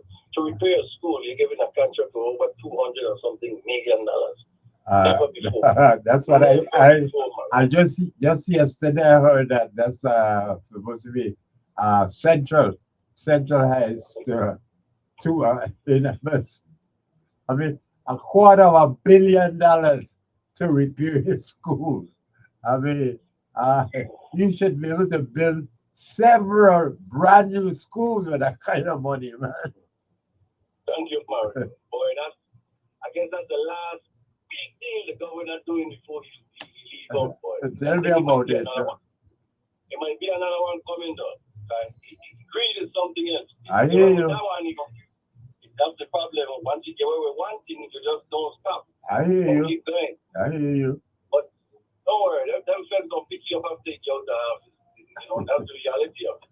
Well, Based on the behavior and the things that they have done yeah, to abuse the community and the people. yeah, Around, you know, because there's a lot of money, even when the government shut down, they have a lot of money there to help the people based on grants and feeding the people and give them some type of Yeah. stimulus. and I mean, let's not forget, because again, it's not on the main road, but I pass it regularly, so it stays with me. I'm talking about what used to be the Alexander Henderson Elementary School, and it's now the Alexander Henderson Lumberyard. I mean, it's hundreds of thousands of dollars of building material just there, and I mean, it's just out of the elements rotting, and But the behavior is always there, Mario. That's the reality. But oh, what I'm saying is, while the federal government was shut down, the local government, yeah, as governor, should have give some type of stimulus or take care of WAPA bill for the whole month and give them some type of grant. Right, The money right. you have came on and told us you have over $100 or something $1 million Yeah. just from gifts. Just that one account would have been able to help populate. Tell me about it. Yeah, tell me about it. There's so many things, but it shows, are you really truly doing something for the people, Yeah. or are you doing things for self? Yeah, You know? And then the reality is, who really getting a contract, Mario? That 200 or something million, when you really study it. right. You follow the money, you will really see who's involved, who, you know, what deal is being made, and so on. You know? You know. So, I But- will leave on that note. That the but world is again, going as to you be leave, a better place to live in. As you leave, I have to, say my mea culpa, because it's all of us. The fact of the matter is that these things are happening here because we allow them to happen. Yes. You know. By being a registered voter and being involved in the community and the politics, Yeah, you have to be involved and Yeah. understanding economics, yeah, understanding Main Street and Wall Street, yeah, yeah, based on the import and export laws and rules and regulations. But that's something I understand. If you don't get the right food, you yeah. don't function right, you don't do things right. All I right. want cake, I want macaroni and cheese. I want to slop stone. I don't want a different type of thinking. You don't want, things from the earth, greens and vegetables Yeah. and so on, and fruits and different things. That's right here in front of us. Yeah, It changed the way of thinking, Mario, based on the I hear you. stimulus and the science of it, that, your blood need more iron, and the spinach is one of the most powerful things that you could have. I hear It you. made the organ, it made the heart, the spinach did. I And hear I'm you. so glad that I learned from an earlier age, because I don't deny nothing as long as I know I could eat it based on my blood type. It's learning your labs and Yeah. reading your labs and reading about yourself, Yeah. learning yourself. Well To said. become a doctor and a science. Well said. Dr. Sebi, Yeah. you know, you are Dr. Sebi. I'm Dr. Sebi. Each and Yeah. every one of us could be Dr. Sebi, but you got to want it, Mario. That's the Indeed. problem. Indeed. Yes. That's the problem. Yes, You sir. got to want it. So, Well and said, even that man. don't Well matter. said. I appreciate it. You are the perfect last caller, man. Mhm. Thank you. Thank you so much. Come on, one love. Stay strong. Yes, sir. Already. And beloved, yes, that is it. We are now completed our Wednesday program of information and enlightenment. And I leave you with the same truth, the one and only that I know, which is that it don't matter just how big a basket they come up with to tell us that we can't fill it up. And I in turn said to them, not tag us up. It don't matter how big a basket you give us. One, we could fill up the basket just as long as we do it together.